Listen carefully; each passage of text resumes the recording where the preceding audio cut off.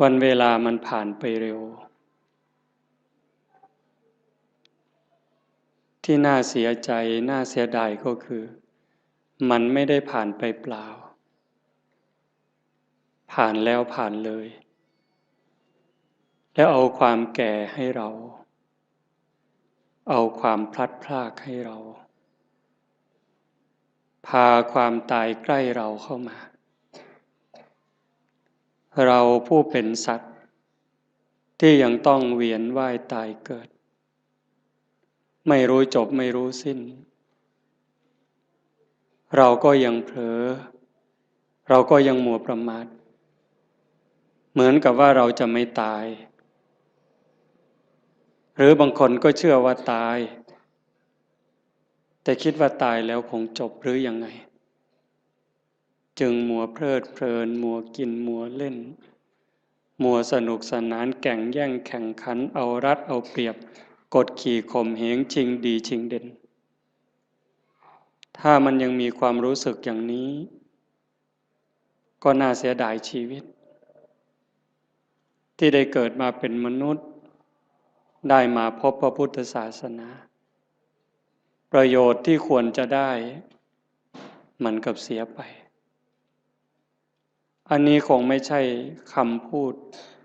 เล่นๆโยมลองนึกดูเถอะพิจารณาดูดีๆอาตมาเชื่อว่าญาติโยมทุกท่านเนี่ยได้เข้าวัดได้ทำบุญทั้งให้ทานทั้งรักษาศีลปฏิบัติธรรมฟังธรรมเจริญภาวนามาหลายคนก็ชั่วชีวิตแต่ดูเถอะแม้แต่ตั้งใจดีแล้วเป็น20 30 40ปีมาเราได้อะไรเป็นเครื่องประดับจิตประดับใจบ้างความสงบแห่งจิตเกิดขึ้นหรือยังดับสังขารได้หรือยังไม่ใช่ง่ายทั้งที่เราเพียรทั้งที่เราตั้งใจบ่อยครั้งทั้งที่ตั้งใจทำดีแต่ก็เผลอไปคว้าเอาบาปก็บ่อยครั้งนี่มันเป็นเรื่องของความจริงเลยไม่ว่าเราไม่ว่าเขาไม่ว่าใครเรายังอยู่ภายใต้อำนาจของกิเลสของตัณหา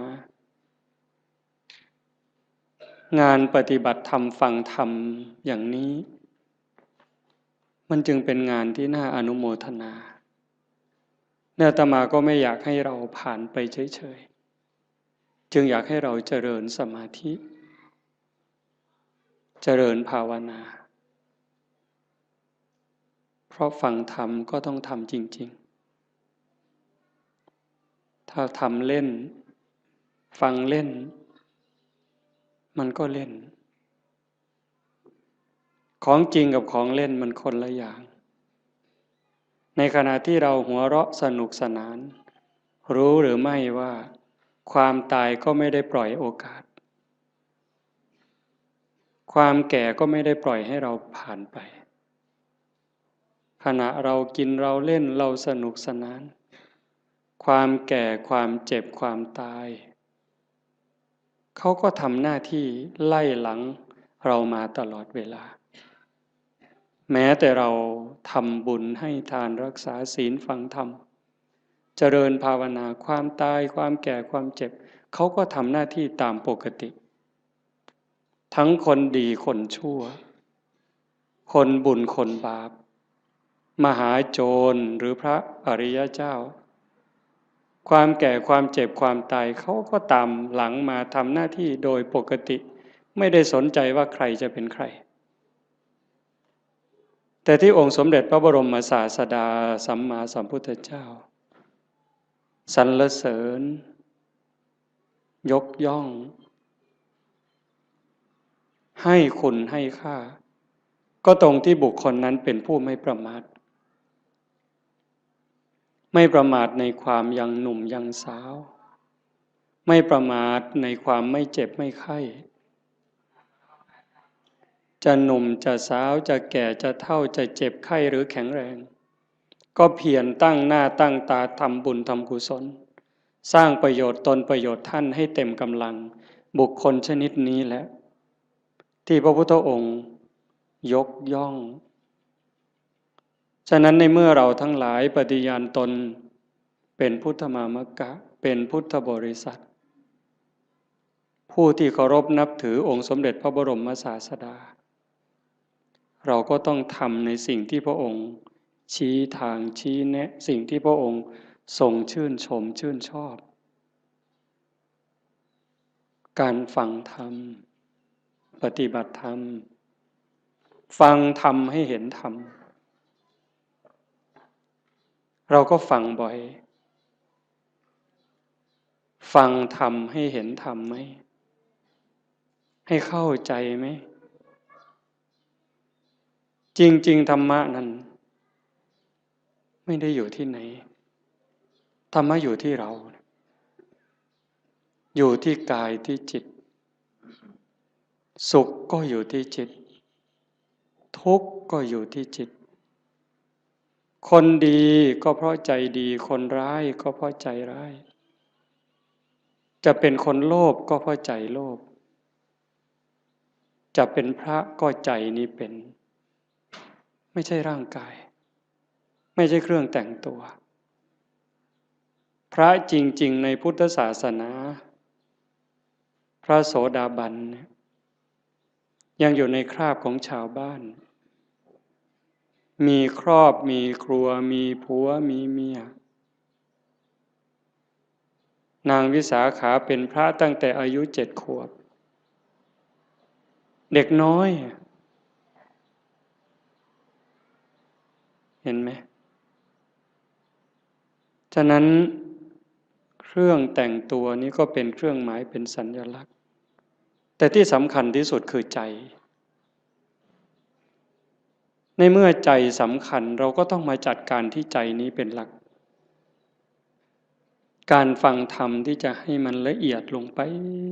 ปส่งเสริมบรรยากาศของบุญของกุศลของธรรมถ้าเราได้เพียรนั่งสมาธิกลั่นจิตกลั่นใจพอสมควรมันจะถึงละเอียดจิตนิ่งจิตละเอียด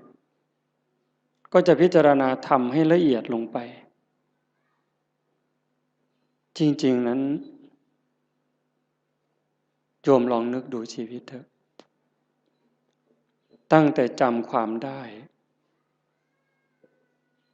จนวันนี้จะเป็นคนหนุ่มคนสาวก็ตามกลางคนก็ตามจนถึงผู้เฒ่าผู้แก่หัวงอกหัวขาวเนี่ยโยมลองนึกดูว่าในชีวิตเราเนี่ยมันเคยมีความสุขจริงๆบ้างไหม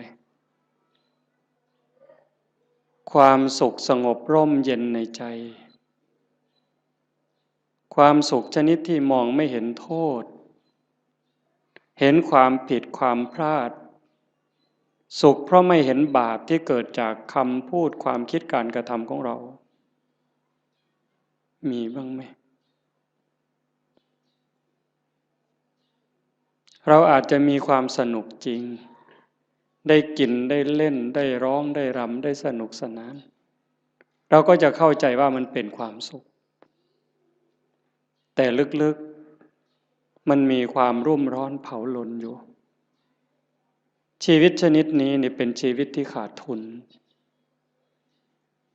ต่อให้มีเงินเป็นหมื่นล้านแสนล้านมีอำนาจล้นฟ้าล้นแผ่นดินมีคนนับถือทั้งโลกแต่ถ้าหากนึกถึงการกระทำของตนเองเมื่อไหร่มีความรู้สึกว่าไม่สบายใจแม้จะมีอำนาจไม่กลัวใครแต่กลัวเขารู้ไม่ได้กลัวเขาจับติดคุกติดตารางหรือเขาจะดูหมิ่นดูแคลนเขาจะเอาไปทำอะไรไม่ได้กลัวตรงนั้นแต่กลัวเขารู้ เท่านั้นความสุขก็หายแล้วแม้จะขู่ด้วยสายตาขู่ด้วยคำพูดคนที่รู้เรื่องของเราก็กลัวจนหำหดแต่ตนเองก็กลัวยมบาลจะรู้อยู่เองชนิดนี้แล้วมันหาความสุขไม่เจอความสุขสงบร่มเย็นจริงๆไม่ได้ตรงกันข้าม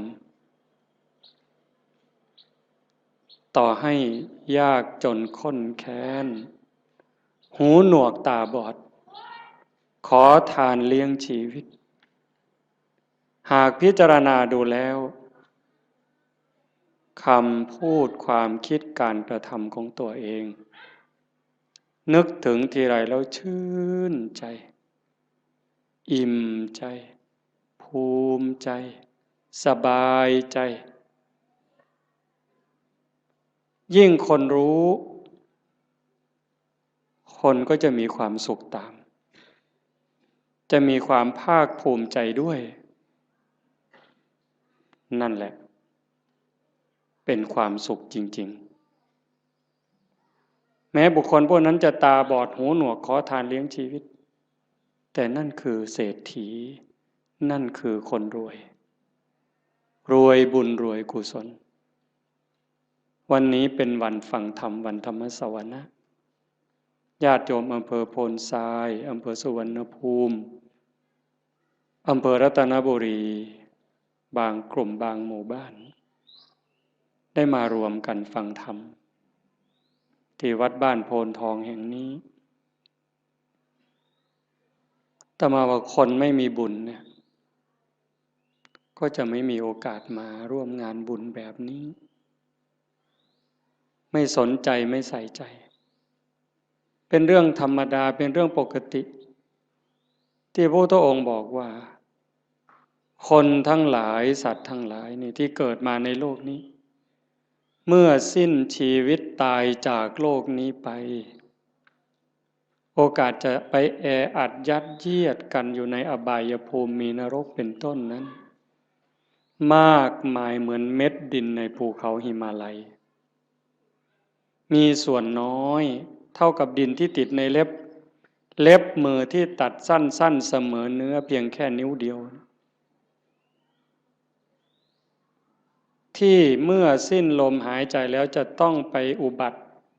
บังเกิดอย่างสุคติโลกสวรรค์มีน้อยนิดเดียวเหมือนกับดินที่ติดในเล็บที่ตัดสั้นๆเสมอเนื้อแต่ส่วนใหญ่จะไปแออัดยัดเยียดกันอยู่ในนรกบ้างเปรตบ้างอสุรกายบ้างสัตว์เดรัจฉานบ้างมากมายเหมือนเม็ดดินในภูเขาหิมาลัยยิ่งเวลาปัจจุบันมันยิ่งเด่นชัดคำสอนของพระพุทธเจ้าเนี่ยถ้าญาติโยมมีโอกาสได้ทำความเข้าใจนึกให้ละเอียดยิ่งเวลานี้นี่เขามีหนังเรื่องพระพุทธเจ้าโยมดูดีๆมีเวลาดูแล้วก็มองกว้างๆอย่าเชื่อทันทีแต่มองกว้างๆมองลึกๆกว้างด้วยลึกด้วยไกลด้วย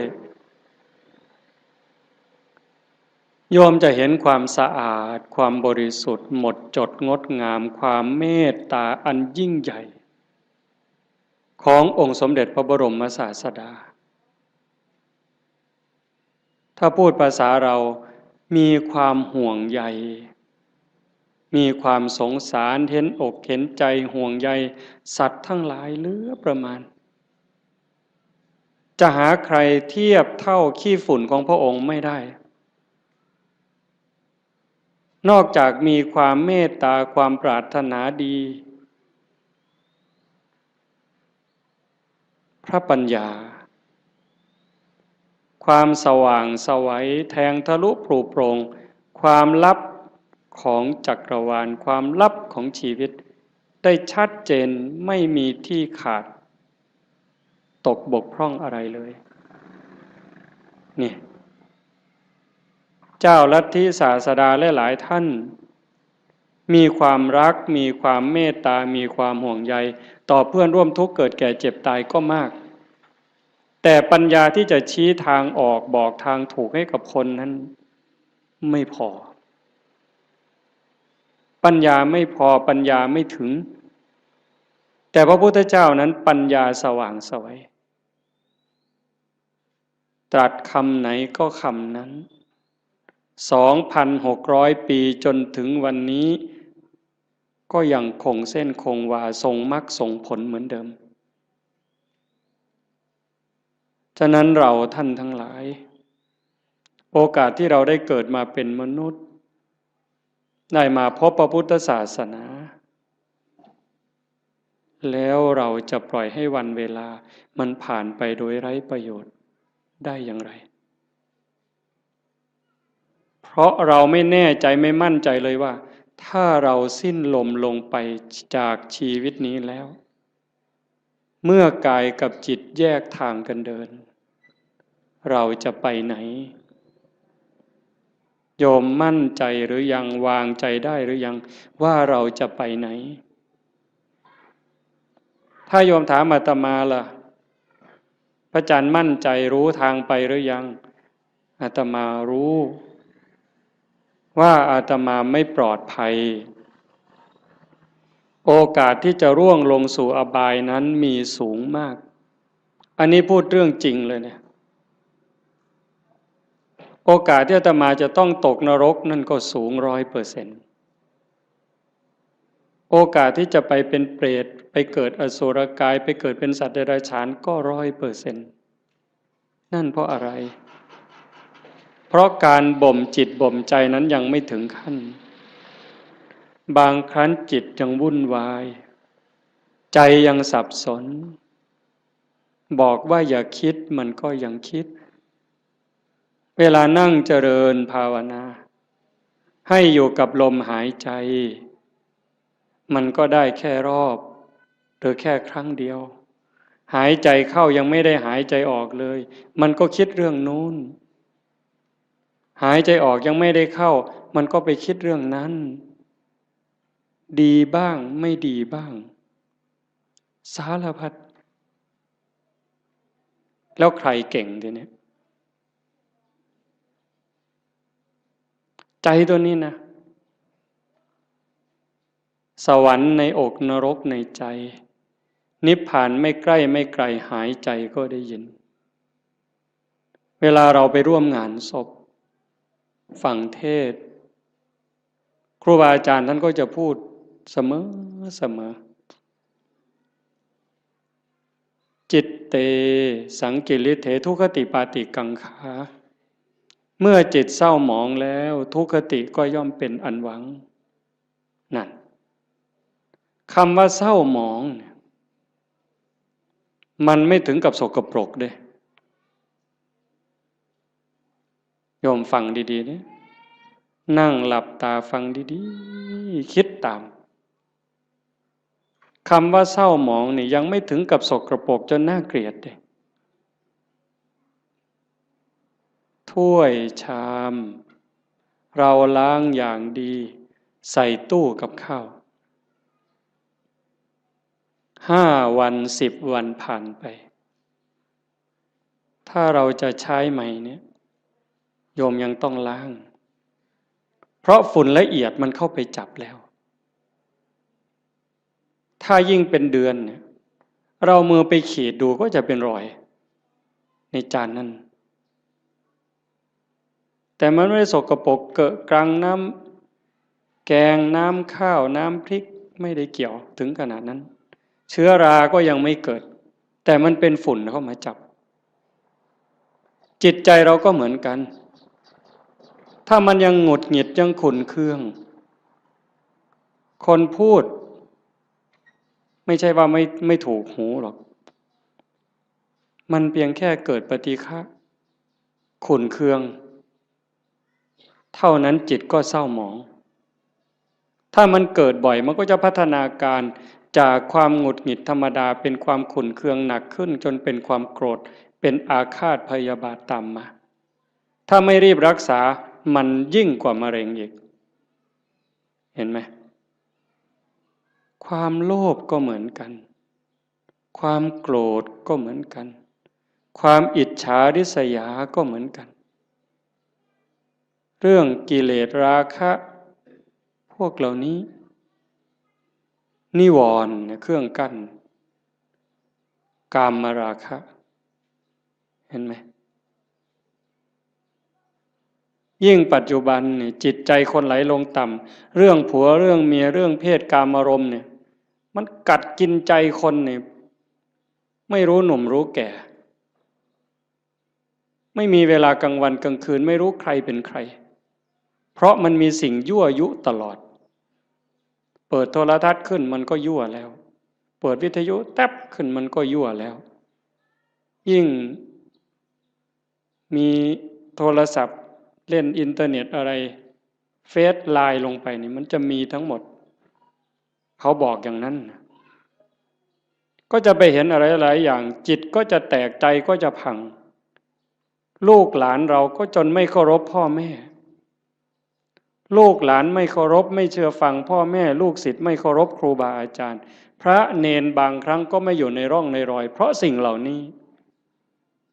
จึงไม่แปลกที่พระพุทธเจ้าว่าจะไปแออัดยัดเยียดกันในนรกบ้างเปรตบ้างอสุรกายบ้างมากมายเหมือนดินในเม็ดดินในภูเขาหิมาลัย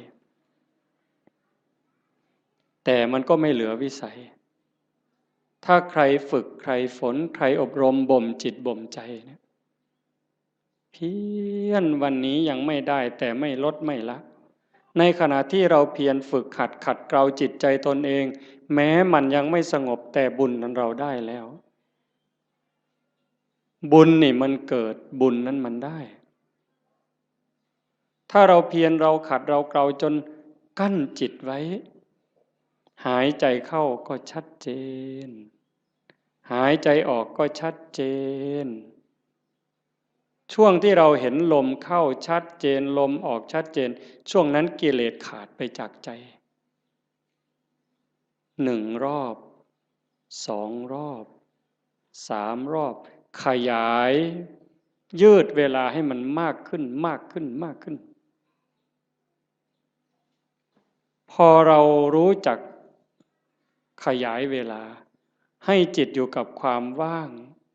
จากความยึดมั่นหมายแห่งความเป็นตัวตนได้มันจะพัฒนาไปเรื่อยพรากเวทนาเวลาตาเห็นหูได้ยินจมูกได้กลิ่นลิ้นได้รสกายสัมผัสใจนึกคิดแล้วเราไม่ดึงเข้ามาเป็นเจ้าข้าวเจ้าของรู้แล้วก็ปล่อยมันเป็นเรื่องของธรรมชาติกลับมาอยู่กับอารมณ์ขององค์พระกรรมฐานไว้เรื่อยๆถ้าเราทำได้อย่างนี้บ่อยๆนั่นเก่งแล้วแกร่งแล้วถ้าเรารักษาจิตสภาพนี้ไว้ได้ในขณะเป็นอยู่ในขณะเจ็บป่วยหรือขณะใกล้ตายจิตเราก็จะไปอีกทางหนึ่งจิตเตอสังกิริเถสุขติปาติกังขา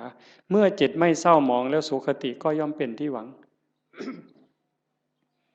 เรื่องนี้มันอาจจะฟังยากไม่สนุก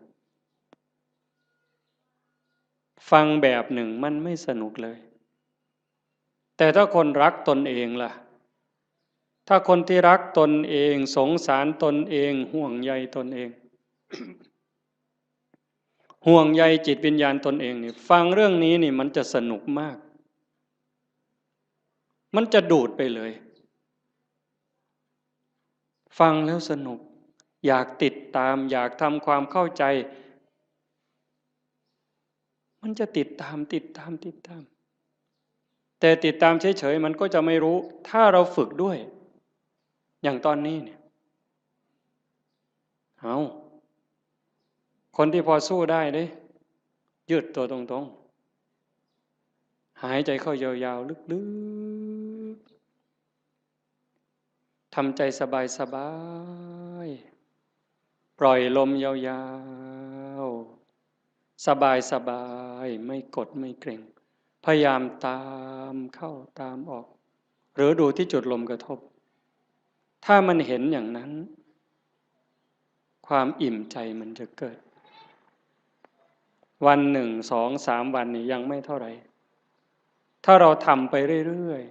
ๆผ่านวันที่3ผ่านวันที่4น้ำตาเริ่มมีนึกอะไรน้ำตาก็จะไหลมีความทุกข์ความวิตกกังวลพอน้อมจิตมาดูลมให้แนบสนิทสติดูที่จุดลมกระทบแนบสนิทลากลมละเอียดละเอียดเข้ายาวออกยาวความรู้สึกเป็นสุขอิ่มเอิบใจมันก็เกิดมาอันนี้ยังไม่ใช่วิเศษวิโสอะไรหรอกเป็นเรื่องธรรมดาถ้าเราทำไปเรื่อยๆเรื่อยๆกลั่นจิตกลั่นใจของเราอย่างนี้บุญนั่นมันมากกว่าทอดกฐินเป็น800 ล้านไม่ต้องลงทุนลงแรงเลยนะบุญนี่มันต้องใช้ทุนใช้เงินใช้ทองอยู่ในบางเรื่องทานเนี่ยแต่ว่าการยกจิตยกใจเนี่ยมันไม่ได้ใช้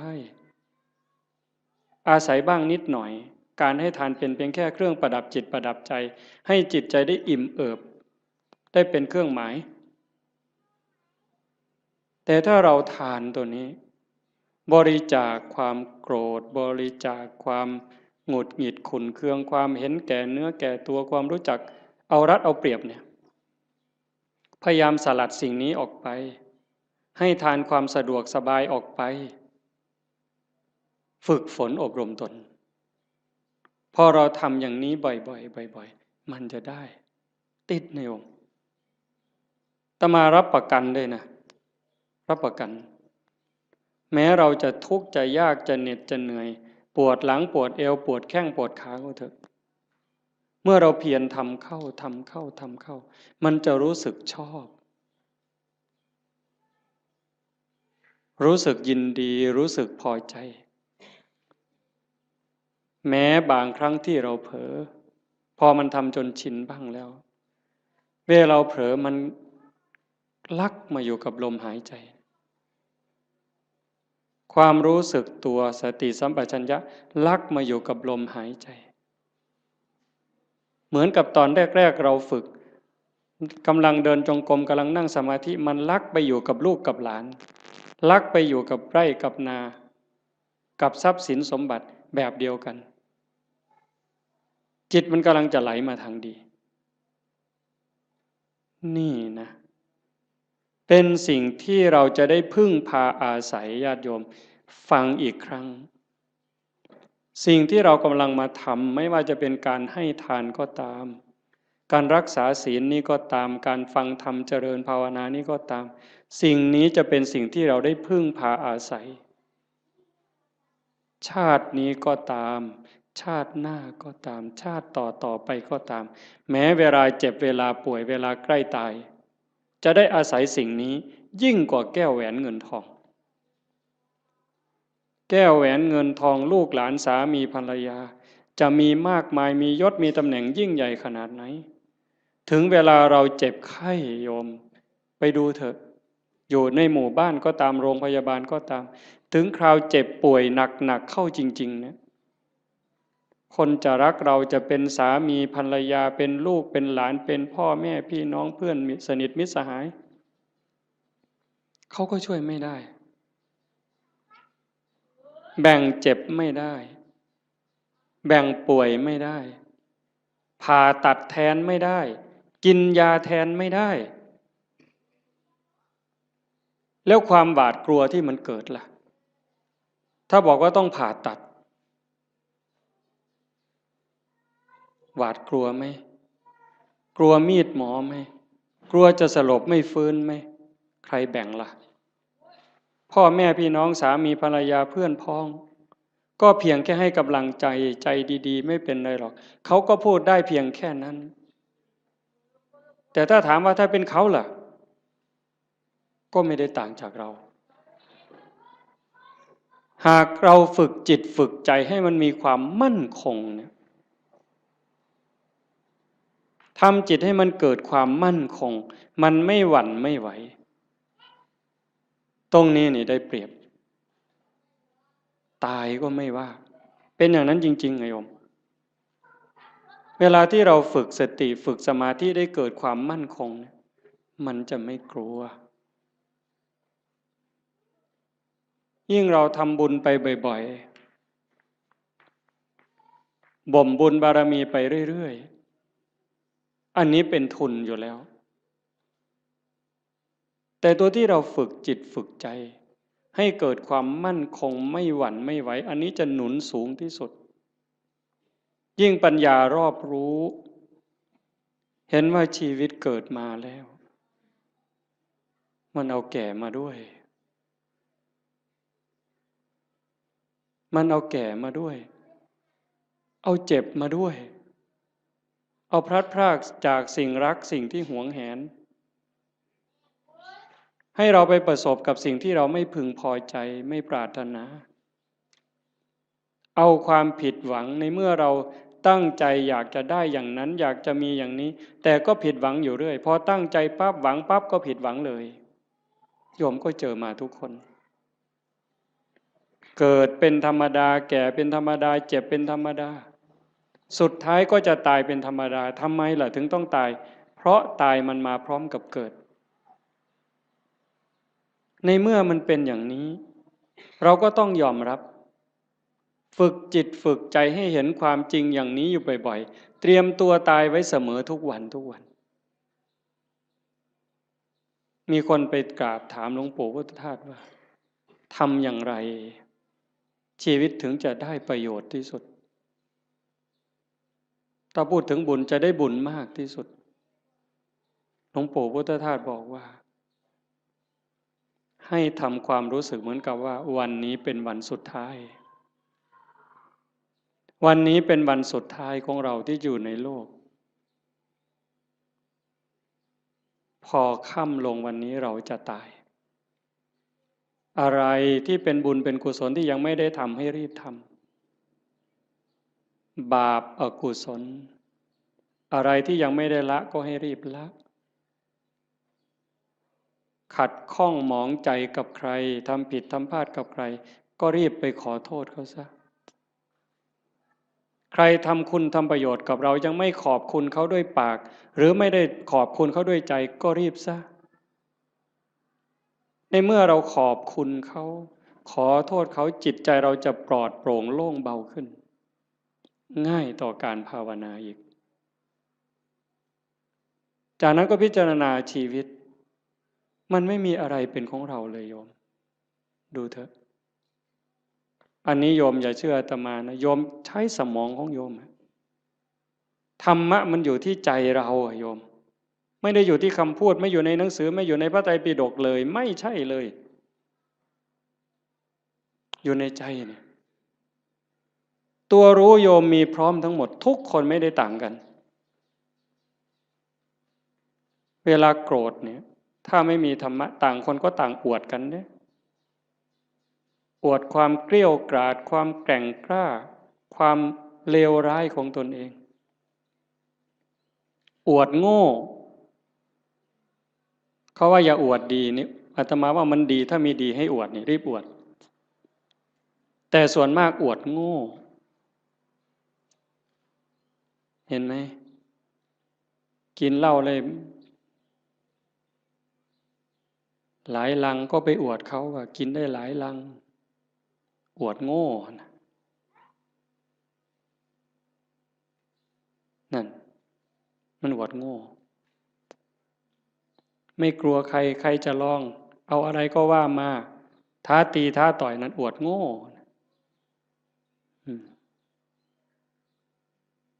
แล้วทำไมว่านั่งสมาธิได้3 วันไม่ขยับเลยมาแข่งกันไหมเนี่ยทำไมไม่มีใครคุยตัวนี้แต่เรื่องกินเหล้าเรื่องเล่นการพนันเรื่องเจ้าชู้ซ้ำซ้อนเรื่องลักเรื่องขโมยเอามาอวดคุยกันโอ้สิ่งที่เอามาอวดมาอ้างกันนั้นถามว่าเป็นบุญไหมไม่มีเลยเป็นประโยชน์ไหมไม่มีเลยแต่เรื่องนั้นทำจริงเด้ทุ่มเทตลอดชีวิตเด้นั่งเล่นไพ่ทั้งคืนนี่ไม่เยี่ยวเลยหุ่นเป็นเก่งแห้งเลยนะบ่ปวดเงี้ยวเลยนะแต่นั่งสมาธิหาหน้าที่เนี่ยข่อยทิกแล้วทิกอีกแล้วข่อยจะไปแล้วเนี่ยมึงที่หลังมันโงน ปานนั้นเพิ่นว่าเพิ่นเก่งเนี่ยกันบ่ถูกใจมาอย่าจับกูขามันเพิ่นเด้เบิ่นอยู่ดาวบัดเขาโยใส่ถอยหลังจากรถบัดนี้มันบ่จริงหรอก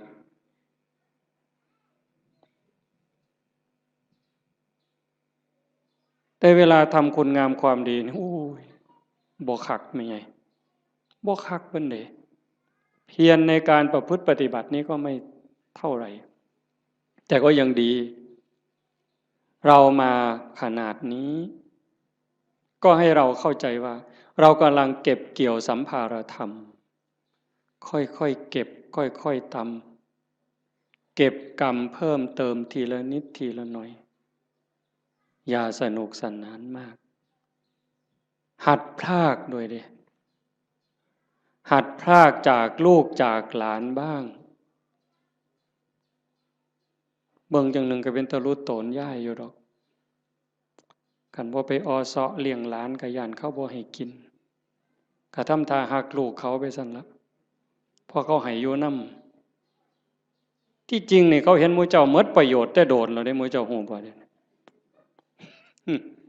ท่านฮู้โตบ่ว่าเขาว่าหมู่เจ้าเป็นคนบ่มีประโยชน์แล้วเด้ซุมื้อใครแน่แต่ครูบาได้พอได้ย่องหมู่เจ้านี่พอได้กินข้าวนำมื้อซื่อเด้คันลองหมู่เจ้าจังหันบ่ได้โลดครูบาก็บ่เบิ่งหมู่เจ้าพอตายคือกันนี่หิฟ้าวเฮ็ดบุญฟ้าวภาวนาลงวัดลงว่าเอาจริงเอาจังมันสิมีเวลาอีกจักมื้อเจ้าว่าอีกจักหน่อยก็ออกพรรษาแล้วอีก7มื้อนึง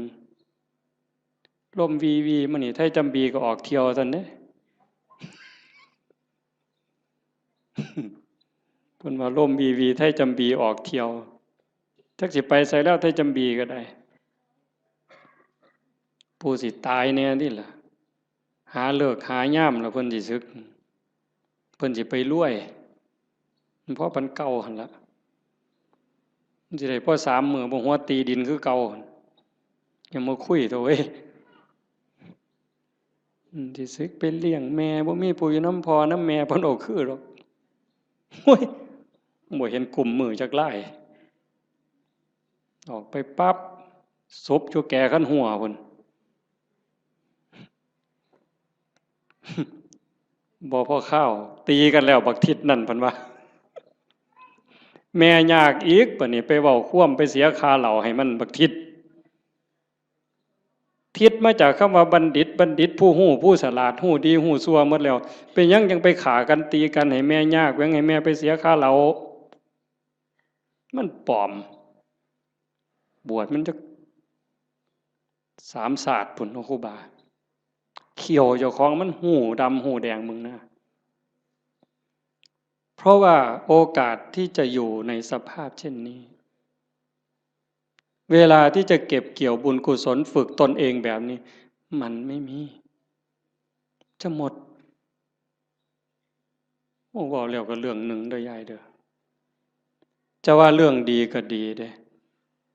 เรื่องน่าสลดใจก็น่าสลดใจแต่ทุกอย่างมันมีคู่ในความชั่วก็มีความดีในความรู้สึกสลดใจก็มีความภาคภูมิใจอยู่ในนั้นตอนนี้สามเณรทางจังหวัดศรีสะเกษ19 สามเณรในโรงเรียนนี่แหละเพราะมันป่านนั้นนี่ยังเป็นของจริงอย่าไปเฮ็ดเราเด้อปล่อยแล้วกันสุดยอดแล้วล่ะนะ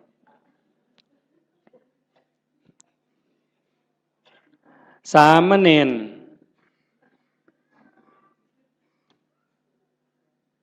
เห็นญาติโยมไปจำศีลเนี่ยฟังดีๆได้เรื่องนี้นะสามเณรเห็นญาติโยมพ่อใหญ่แม่ใหญ่ไปจำศีลวันพระไปอยู่วัดโยมตั้งใจไปปฏิบัตินิมนต์พระพาเดินจงกรมพระกับพายางจงกรมบ่ได้บูจักดอกเฮ็ดเอาโลดพาทำวัดในขะหน่อยว่าไปโลดมื้อเจ้านั่นว่าไปโลดบ่แม่นแถว101ได้บ่เพิ่นศรีสะเกษดอกมาหัวเฮ็ดหยังเดี๋ยวนี้ครูบาว่าเฮ็ดเอาโลดทำยังไง หลายปีผ่านมา3 ปี5 ปีสามเณรน้อยๆนี่มีใจสามเณรน้อยนี่มีใจขออนุญาตไปปฏิบัติธรรมแบบหนักๆเลยตื่นตี 2นอน4 ทุ่มไม่พูดไม่จา19สามเณรเนี่ยไปเพื่อฝึกเดินจงกรมฝึกนั่งสมาธิเพื่อจะมาพาคุณยายทั้งหลายที่ไปจำศีลในแต่ละวัดเนี่ยสามเณรตั้งแก๊งสามเณรเพื่อจะไปสอนญาติโยมปฏิบัติธรรมเนี่ยตรงที่สลดใจก็คือพระสงฆ์องค์ข้าเจ้าไม่ทำหน้าที่ตรงนี้ตรงที่น่าภูมิใจก็คือลูกเนนนี่ตัวเล็กๆ14 ปี15 ปีรักบ้านรักเมืองรักพระพุทธศาสนานึกถึงบุญคุณข้าวน้ำของญาติโยมที่ใส่บาตรให้ปัจจัยไปเรียนหนังสือ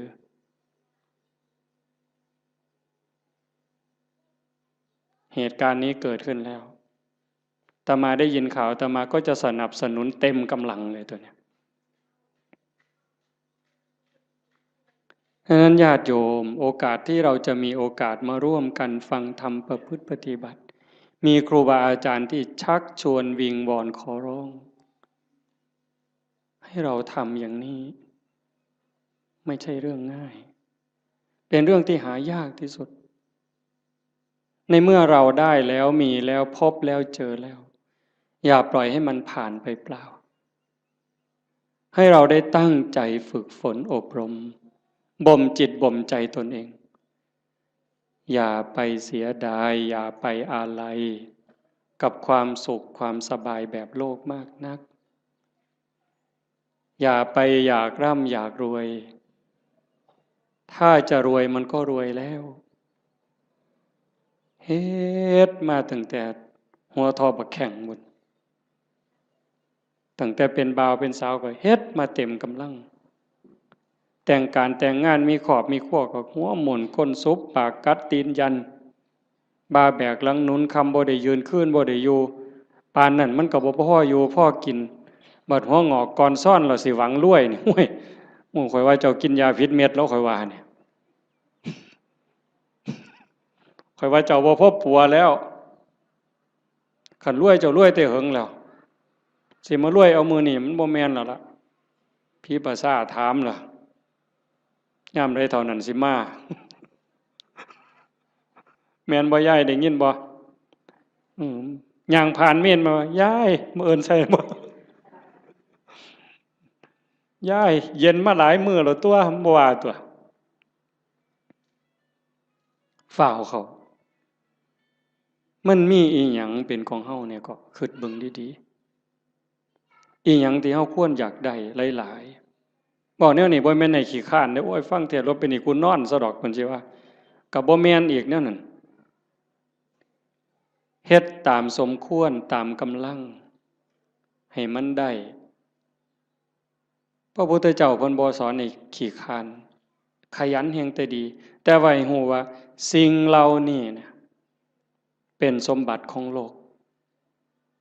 บ่โดนเฮาก็จากมันคันเฮาบ่จากมันมันก็สิจากเฮาเทิงตอนเป็นแล้วก็ตอนตาย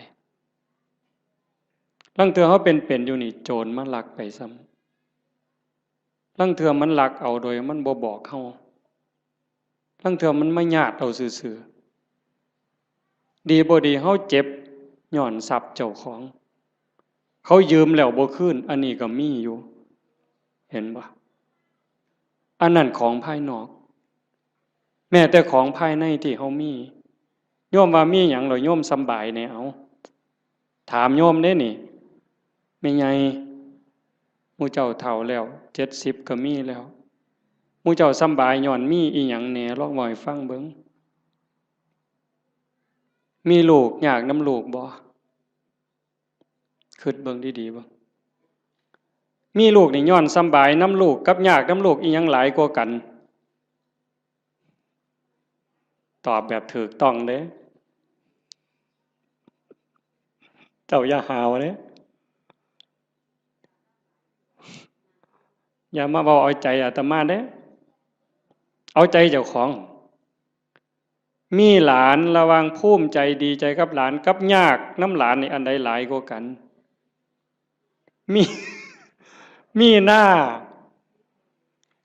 าดีใจน้ำหน้าภูมิใจสำบายย้อนมีหน้ากับยากน้ำมีหน้าเอียงหลายกว่ากันเอาบอกเนี่ยเขาอยากได้นี่มีรถเลี้ยวนี่ยากน้ำรถกับสำบายน้ำรถนี่อันใดหลายกว่ากัน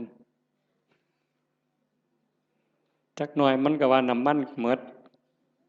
น้ำมันเสือเพิ่งหมดน้ำมันเครื่องหมดยางเหียนเบรกบ่ดีไฟบ่ออกแต่บ่ดังตำรวจจับเอาที่ไรเจ้าบ่ต้องบอกไปส้นไปขวมนี่อันนั้นของทั้งนอก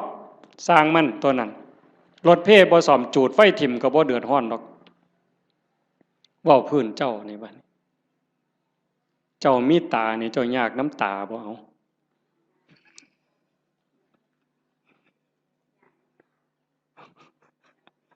บ่ท่านว่าไปหอดขาดอกว่าซ้ำตานี่เอายากน้ำมันบ่นี่มีผมนี่จะว่ายากน้ำผมนี่ซ้ำใดจะว่าตั้งแต่เจ้าเกิดมาตั้งแต่โกนผมไฟตั้งแต่ตัดมาแต่หอดพุ่นตั้งแต่พุ่นจนหอดพี่เมดจักแสนเหรอค่าตัดผมเนี่ยค่าตัดค่าย้อมมันนี่เมดไปจักแสนผู้บางคนผมยื้อผมซื้อกับเฮ็ดให้มันหยองเอาลองเบิ่งเจ้าเอาผู้หยองกับเฮ็ดให้มันซื้อเอาลองเบิ่งบ้าบ่พอปัวเนี่ยเอามันยาวก็ไปตัดให้มันสั่นผู้สั่นไปต่อเอาลองเบิ่งเจ้าผู้ผมดำก็ไปย้อมผมแดงเอาลองลองเบิ่งยากสำเร็จนี่ย้ำผมเหนียวหวยบ่ต้องบอกถึงมันเป็นรังแค่บ่ต้องบอกถึงกับสากับล่างได้นี่ซ้ำยากน้ำสียากน้ำหวีมันนี่ก็พอแห้งแล้วมือหนึ่งหวีแสกกลางมือหนึ่งเป๋ไปทั้งซ้ายมือหนึ่งเป๋ไปทั้งขวามือหนึ่งหวีเสยไปทั้งหลังขย่อมพ่อใหญ่กำนันเนี่ยหมอหนึ่งหวีทั้งงอนมาปกไว้หน้าผากเนี่ยโอ้ร้องเบิ่งที่ละคนมันยิ่งยากสำเร็จยากสำน้ำผมซื่อๆเนี่ยโอ้บอกผื่นป่าคนเนี่ยแต่มามันพอสมควรด้วยเนี่ยมู่ว่าของยากจักเม็ดเนี่ย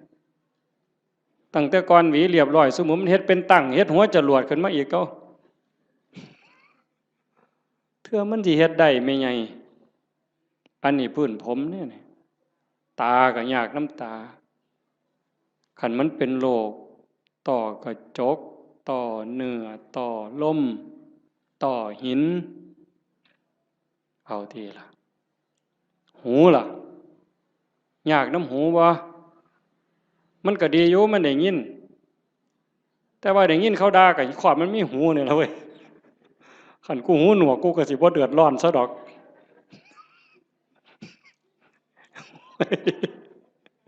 มึงที่ละว่ามันดีบนไหนล่ะพระเจ้าว่าบ่เนี่ย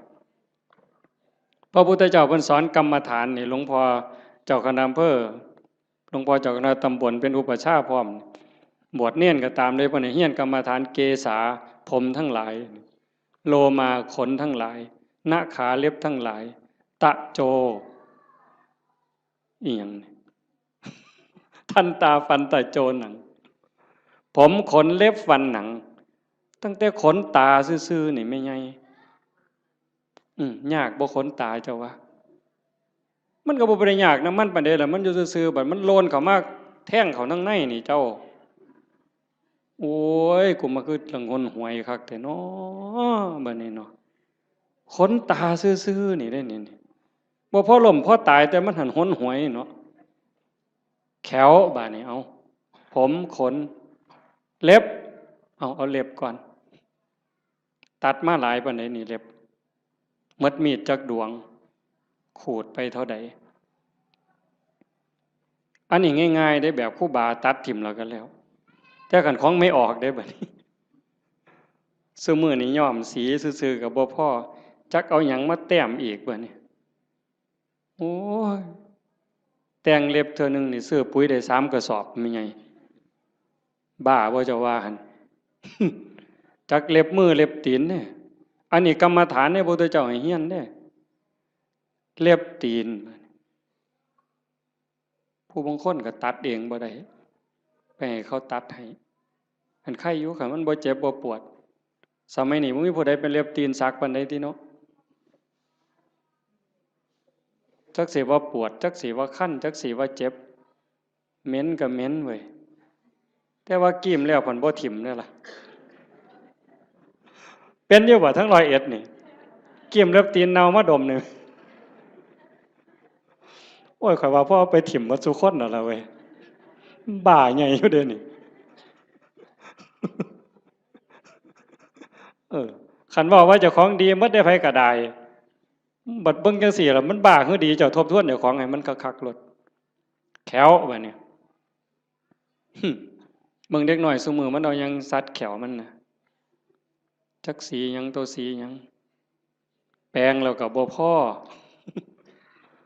ต้องมีแนวมาม่วนปากอีกเขาก็หนูทางมาโฆษณาล่อเฮาเด้เห็นแนวม่วนปากกันเนี่ยถ้ามาบ่หารใส่เว้ยโยมบ่มาถวายยามใดอาตมาก็มีแต่ขี้เดียดเว้ยจักคิดแนวใดอาตมาบ่เข้าใจเจ้าของคือกันล่อให้ผู้อื่นเสยเอาไปแนวว่าซั่นปานเฮาสิโซกปรกปานนั้นเนาะสีเขียวแล้วก็สิแล้วตัวเว้ยม่วนปากแล้วก็สิแล้วตัวยังสิมาม่วนปากอีหยังลิตเตอรีนอีกทุกซอกทุกมุมอยู่กูบ่ใส่น้ำสูกูบ่ปวงปานนั้นหรอกเว้ยบัดมันแขวปวดขึ้นมาเด้บัดปวดมาเจ็บมาบัดได้ยิ้มใส่กันตอนเป็นบ่าวเป็นสาวเพิ่นก็ว่าเพิ่นคักพุ่นล่ะมีความสุขอยู่ยิ้มใส่กันนั่นแต่ว่ามันปวดขึ้นมานี่แล้วแม่ใหญ่บัดนี้ไว้โยมสมมุติว่าอาตมามีมนต์วิเศษคาถาดีๆนี่เสกให้โยมรวยผู้ละ100ล้านหมดซุคนนี่เอาบ่ยายเพียงเท่าเดียวนี่เงินในบัญชีตุ๊บผู้ละ100ล้านซุคนเอาบ่ยายไผเอาแน่ยกมือแต่ว่ามีข้อแม่เจ้าต้องปวดแขวตลอดชาติเอาบ่ยายเอาเสียเงิน100ล้านไปปัวปวดแขวบ่ให้เศร้าเด้คาถานี่ต้นตายเด้บ่เอาเห็นบ่หนังล่ะบัดนี้นี่คือกรรมฐานที่พระพุทธเจ้าเพิ่นให้เฮียนได้อุปชาทุกองค์บวชเน้นบวชพระต้องให้เฮียนปัญจกะกรรมฐานหนังออนซ่อนหนังกันนี้ได้คนเนาะไม่ออกคันผู้ใดบุญหลายเพิ่นรักษาศีลไว้ดีให้ท่านรักษาศีลมีเมตตาเกิดมาชาติหลังนั้นเพิ่นสิเป็นคนมีผิวขาวผิวงามผิวเนียนดำก็ดำงามมันเนาะขาวก็ขาวงามผิวเกลี้ยงใสบ่มีฝ้าบ่มีสิวบ่มีกระหนังเต่งตึงเป่งปังว่าซั่นเนาะอันนั้นย้อนบุญเด้อันผู้บางคนบัดนี้ขาวก็ขาวอยู่ดำก็ดำอยู่แต่ว่าเป็นดังๆจังซี่ก็มีย้อนบาปด้วยนั่นย้อนบาปบ่มีศีลแน่ขี้โกรธขี้เคียดแน่อาฆาตจองเวรแน่สารพัดนั่นล่ะบาปบ่น้ำบาปมันนี่ก็มาหลงกันอยู่บนนี้จริงๆนั่นมันก็มีแค่หนังบางๆเพิ่นว่าหนังของเราผู้หนึ่งหนังกำพร้าที่บอกว่าสวยผิวเนียนขาวอมชมพูเนี่ยกับผิวดำผิวด่างขี้กากขี้เกลื่อนทั้งหมดเนี่ยแต่ละคนนี่ลอกออกมาปั้นเขากลมๆนี่ทอกับบักท่านหน่วยเดียวซ้ำนี่นึงนี่ห่อไว้ซ้ำนี่ล่ะมองเฮาหลงกันว่างามบ่งามก็ซ้ำนี่ล่ะแต่คันขูดหนังกำพร้านั่นออกมาปึ๊บมันสิคือกันหมดพอแต่ใต้หนังกำพร้าลงไปปั๊บก็สิมีน้ำเลือดน้ำเหลืองน้ำหนองแดงใจว้ายอยู่จังซั่น ตับไตใส่พุ่งก็ยากน้ำมันเมิดอันนี้เว้าถึงมีอันไหนยากน้ำอันนั้นเด้ท่านฝ่าหลวงประเด็นเด้มีผมก็ยากน้ำผมมีขนก็ยากน้ำขนมีตาก็ยากน้ำตามีหูก็ยากน้ำหูแขวก็ยากน้ำแขวแปลงฟันตั้งแต่เกิดมาจนหอดมื้อนี้เป็นตาอิ่มเป็นตาเบื่อบ่เจ้าว่าอาบน้ำล้างหนังนี่ก็ตั้งแต่ไดมาล่ะก็ยังบ่ทันแล้วอยู่เด้จนเขาเอาน้ำร้อนล้างเทื่อสุดท้ายมันยังจบบ่ได้ล้างเองดอกตอนนั้นก็ล้างให้จังสิเศร้ามีตับก็ยากน้ำตับยากบ่อันเฮาบ่ทันว่าเป็นโรคตับนี่เฮาบ่งึดน้ำมันปานใดเด้แต่คันเขาว่าเป็นโรคปั๊บยากล่ะมีไตยากน้ำไตมีปอดยากน้ำปอดมีอันใดยากน้ำอันนั้นสุดท้ายก็ย้อนมีชีวิตก็จังได้ยากพระพุทธศาสนาเพิ่นสอนบ่ให้เกิดคันบ่เกิดเสียอย่างเดียวจบปัญหาที่เขาต้องมาถูกข์มายากมาลำบากลำบนมาเกิดมาแก่มาเจ็บมาตายนี่ย้อนมันมีเกิดเฮ็ดจังไดจังสิบ่ได้เกิดเฮ็ดตามคำสอนพระพุทธเจ้าก็เริ่มต้นจากการละบาปซะก่อนละบาปบ่ทำบาปด้วยกายวาจาใจแล้วก็ทำบุญกุศลให้หลายๆทำบุญด้วยกายด้วยวาจาด้วยใจให้ทานรักษาศีลเจริญภาวนาฟังเทศน์ฟังธรรมอ่อนน้อมถ่อมตนก็เฮ็ดอยู่จังสิเพียรประพฤติปฏิบัติขัดเกลาเจ้าของเฮ็ดบุญกุศลให้ได้หลายแล้วก็ฝึกชำระจิตชำระใจให้มันสะอาดบริสุทธิ์เฮ็ดหยังลงไปแล้วให้มันผ่านไปได้บ่คันบ่ภาวนานี่จบเลยบัดนี้ตรงนี้ใส่เวลาอีกจักนิดนึงสะจิตตะปริโยทปนังชำระจิตให้ขาวรอบจากการละบาปมาบำเพ็ญบุญกุศลให้หลายๆเป็นเครื่องรอเลี้ยงเป็นเครื่องจูงจิตจูงใจยกจิตยกใจแล้วมาว่างฝึกปล่อยฝึกว่างโดยเฉพาะเจริญพระกรรมฐานหัดให้กายกับใจทำงานอันเดียวกันเมื่อกายกับใจทำหน้าที่อันเดียวกันอยู่ในอารมณ์ปัจจุบันหรือปัจจุบันธรรมเนี่ยจิตเราจะวางจากอารมณ์ข้างนอกธรรมะเป็นอากาลิโกปฏิบัติได้ให้ผลได้ไม่จำกัดการนี่คือความพิเศษพุทธศาสนาไม่มีเสื่อมไม่เคยเสื่อมแล้วก็จะไม่เสื่อมให้ผลตลอดเวลาอากาลิโกปฏิบัติได้ให้ผลได้ไม่จำกัดการสันทิฏฐิโกเป็นสิ่งที่ผู้ศึกษาและปฏิบัติจะพึงเห็นได้ด้วยตนเองผู้ศึกษาและปฏิบัติจะพึงเห็นได้ด้วยตนเองสันทิฏฐิโกเป็นสิ่งที่ผู้ศึกษาปฏิบัติพึงเห็นได้ด้วยตนเองอากาลิโกปฏิบัติได้ให้ผลได้ไม่จำกัดการเอหิปัสสิโกเป็นสิ่งที่เรียกให้มาดูท้าพิสูจน์เรียกมาดูโยมก็ลองทำตอนนี้เมื่อเราหายใจเข้ายาวสบายสบายลองดูนะหรือจะยุบหนอพองหนอพุทโธสัมมาอรหังอะไรก็ตามคือกันเหมิดอย่าไปเถียงกันเด้อีหยังผิดอีหยังถูกอันนั้นท่านเว้าฮอดผิดฮอดถูกดอกเบื้องต้นเนี่ยมันจะคือกันหมดคือกันแต่มันสิส่งไปฮอดไสมันมีสันมียาวกลัวกันอยู่ไปได้กลัวกันอยู่แต่ว่าเบื้องต้นเนี่ยมันจะคือกันหมดเพียงแค่เป็นอุบายเฮ็ดให้จิตสงบให้ใจสงบมันสิคือกันพุทโธก็ตามยุบหนอพองหนอก็ตาม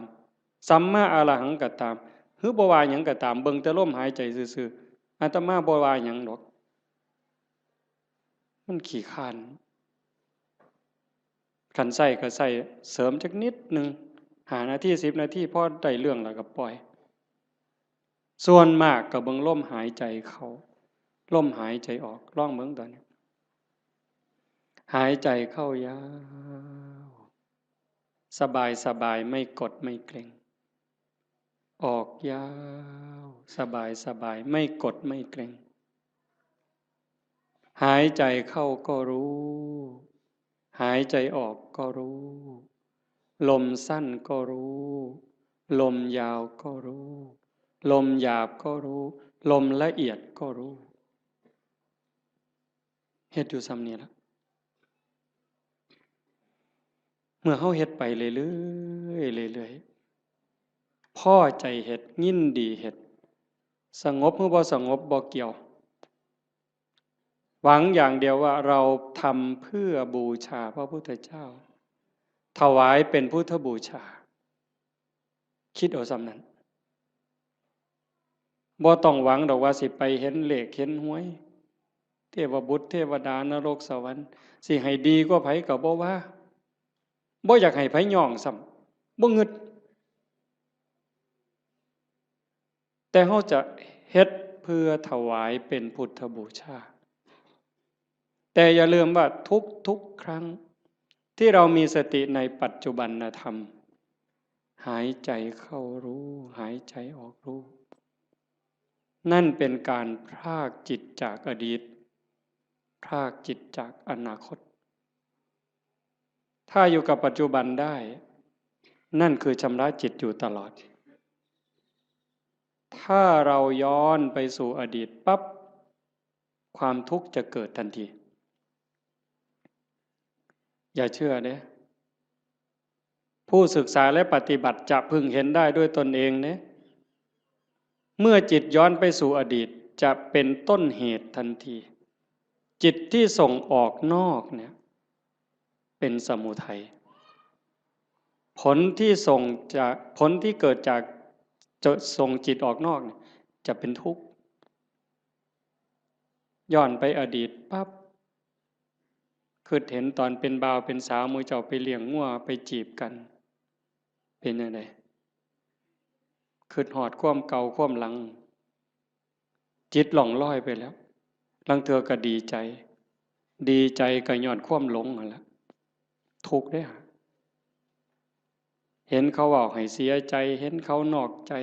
คือคนนั้นด่าคนนี้ว่าเฮาคนนั้นเอาเปรียบเฮาทุกข์อีกโกรธอาฆาตเป็นทุกข์เห็นบ่ขันบ่ย้อนไปอดีตเตลิดไปสู่อนาคตมื้ออื่นสิเป็นจังใดสิกินหยังอยู่หยังลูกสิเป็นจังใดหลานสิเป็นจังใดทุกข์อีกล่ะวาดวิมานในอากาศหวังกระทุกข์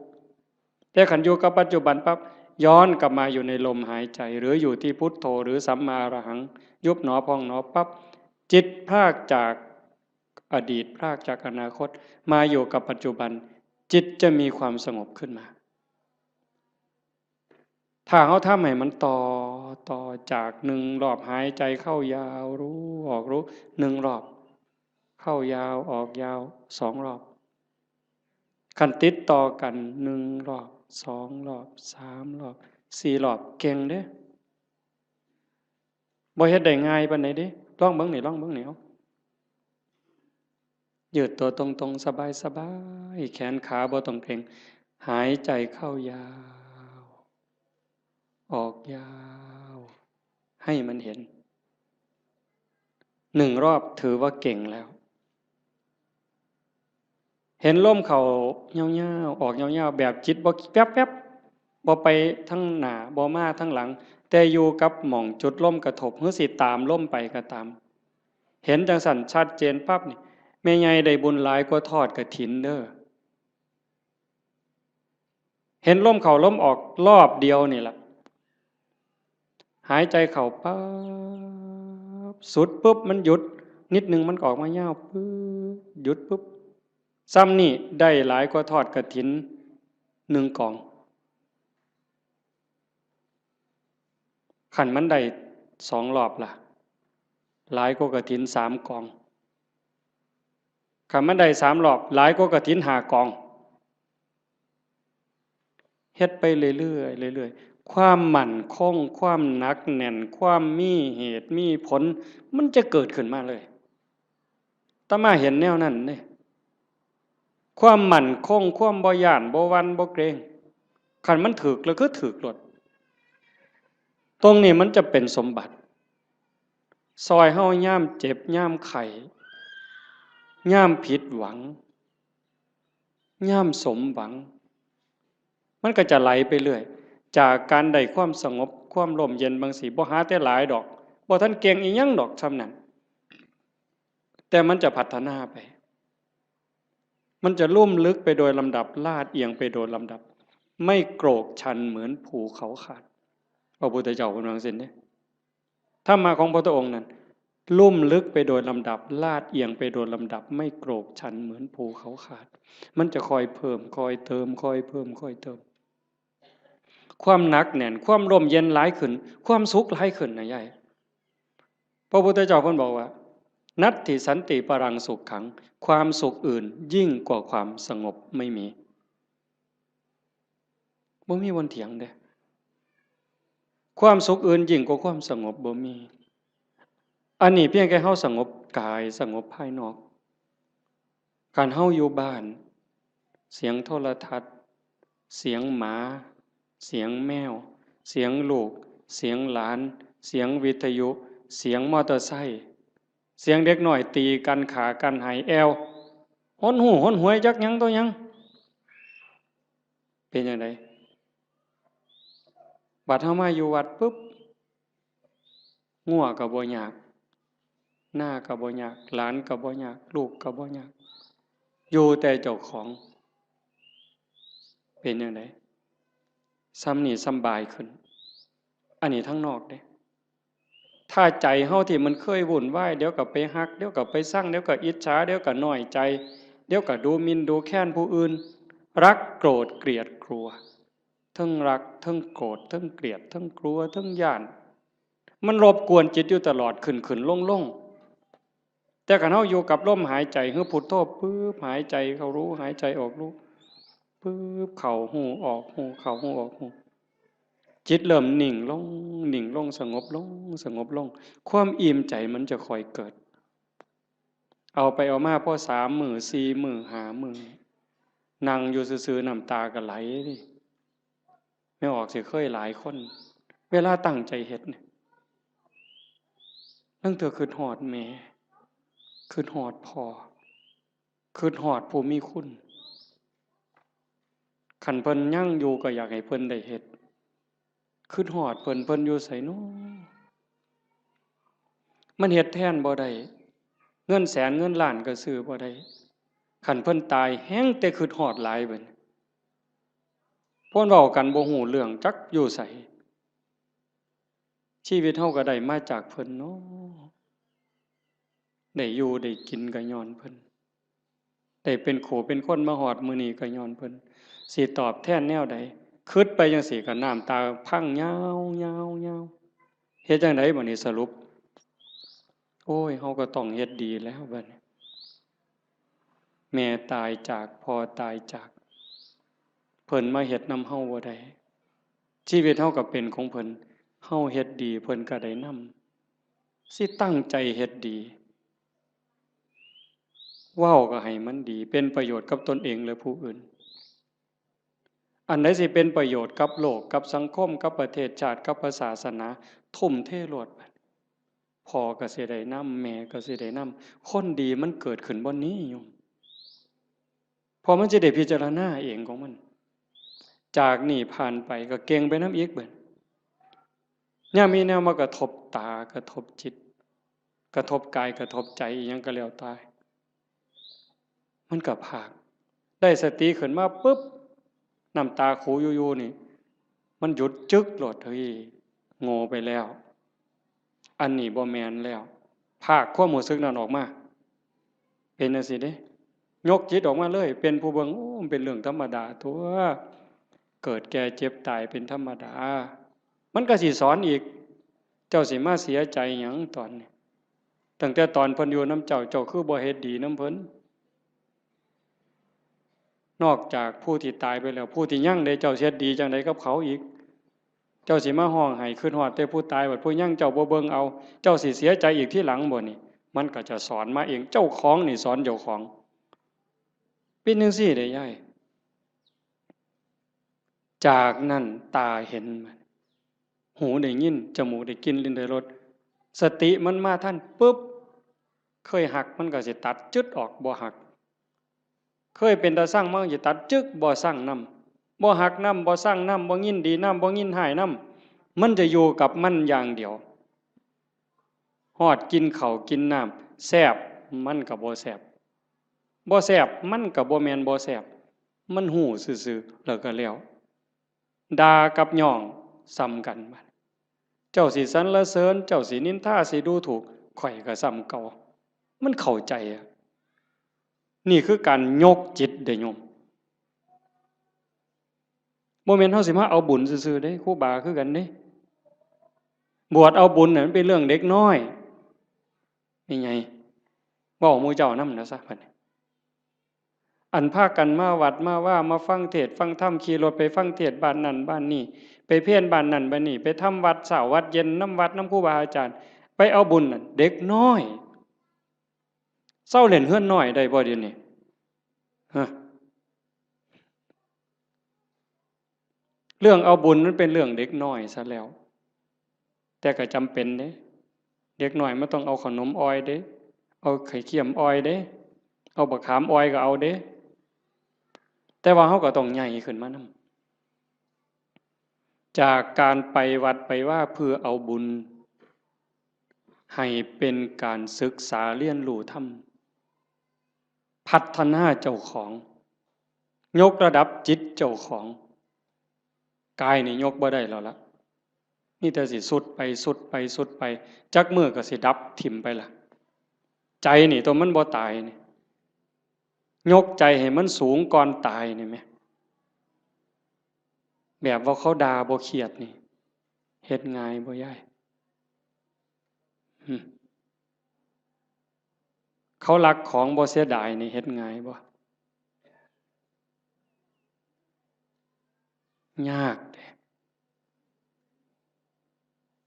คันเฮาบ่ฝึกมื้อนี้สิไปฝึกมื้อใดบัดจังว่าวัดมาว่ามาปฏิบัติคือการมาฝึก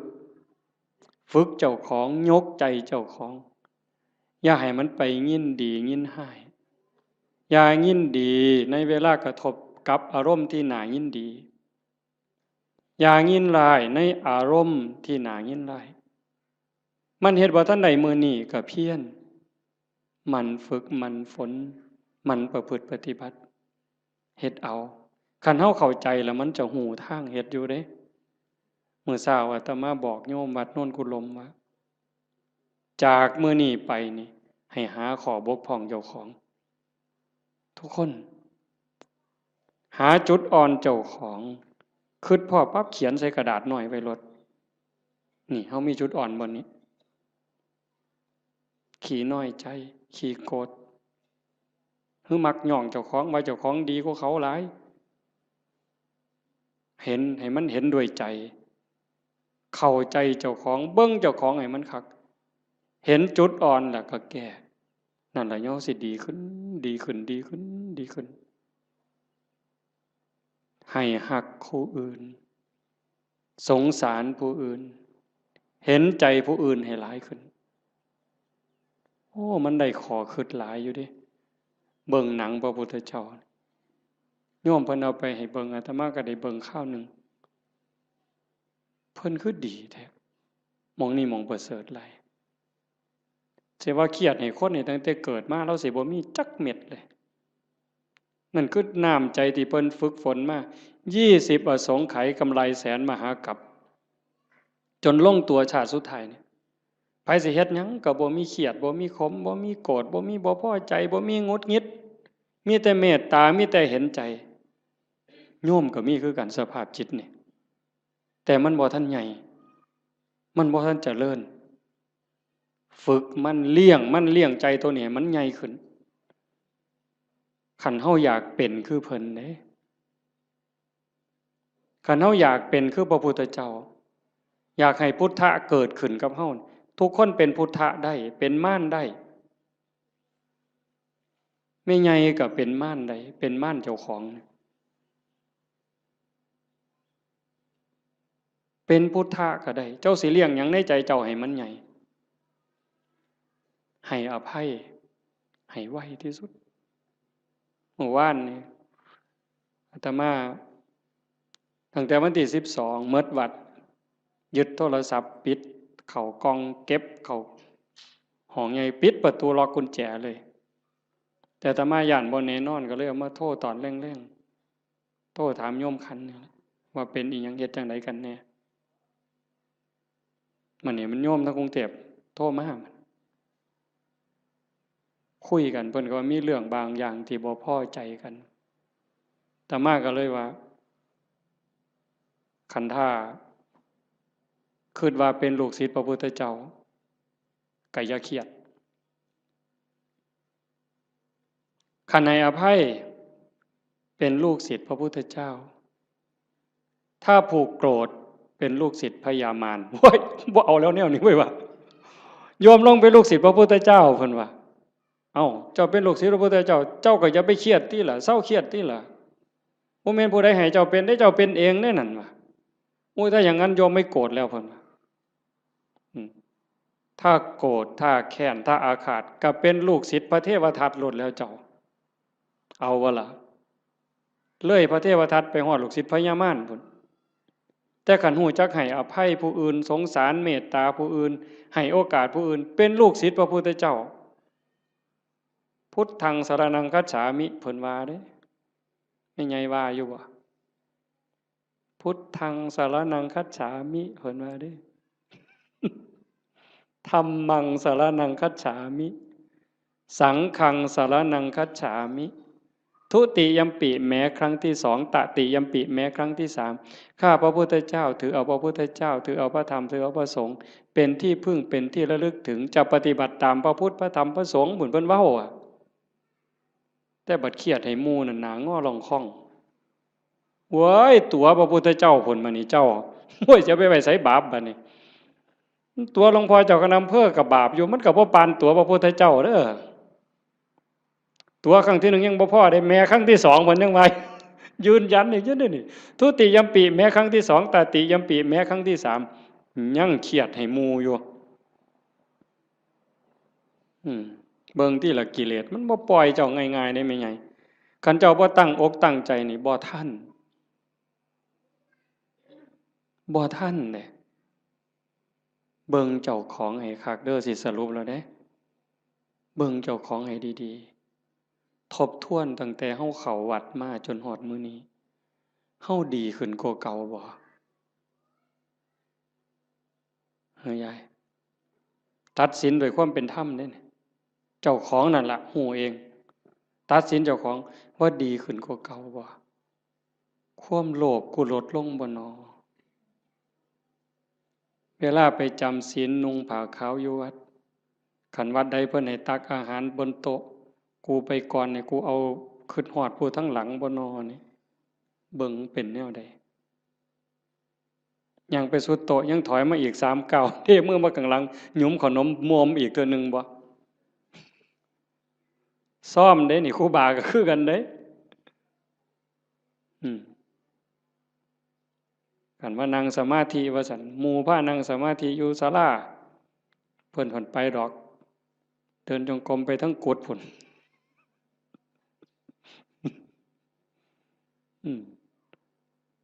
ยามปฏิบัติธรรมงานปริวาสคือกันยามหมู่เดินจงกรมเป็นแถวเพิ่นก็ไปดอกทำท่าไปห้องน้ำฉลาดแต่ได้กิเลสผู้ใดสอนมันเจ้าวะมันหูจักเอาโตรอดคอรอแค่แลแก้โตนี่ไว้ปานเกียร์จักผู้ใดสอนมันปานนั่นได้มันนี่ให้กว่าน้ำยังวะทิ่มกับตาลงน้ำจากมันเข่าตาใดตัวตาใดแล้วหมู่เจ้านี่คือกันคันลองเฮ็ดหยังผิดหมู่เหลียวเบิ่งนี่เพิ่นแก้โตปั๊บโลกดอก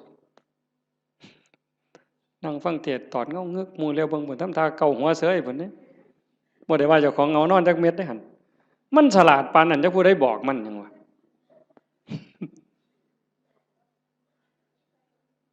เดินจงกรมงอกไปทั้งกดเพิ่นปั๊บหมุนปึ๊บทำทานั่งในพี่ดอกไว้บ่ไปนั่งน้ำหมู่ดอกหลายเพิ่นว่าเท่านั้นก็โกนเพิ่นว่าเท่านั้นก็ตดเพิ่นว่าเอ้านั่งกดผู้เดียวพี่ดอกเพิ่นว่านั่งคัดตมาดได้ปึ๊บพูดโธพูดโธสมควรแก่เวลาปักฉลาด มึงที่ละมันเจ้าสิรอดมันสันบ่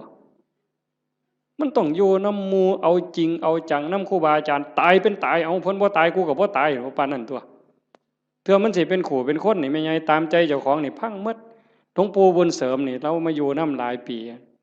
ตามใจตัวชั่วระยำเราบ่ว่าธรรมดาเด้ตามใจตัวชั่วระยำแม่นความเพิ่นตมาบ่เถียงตมานี่ล่ะผู้หนึ่ง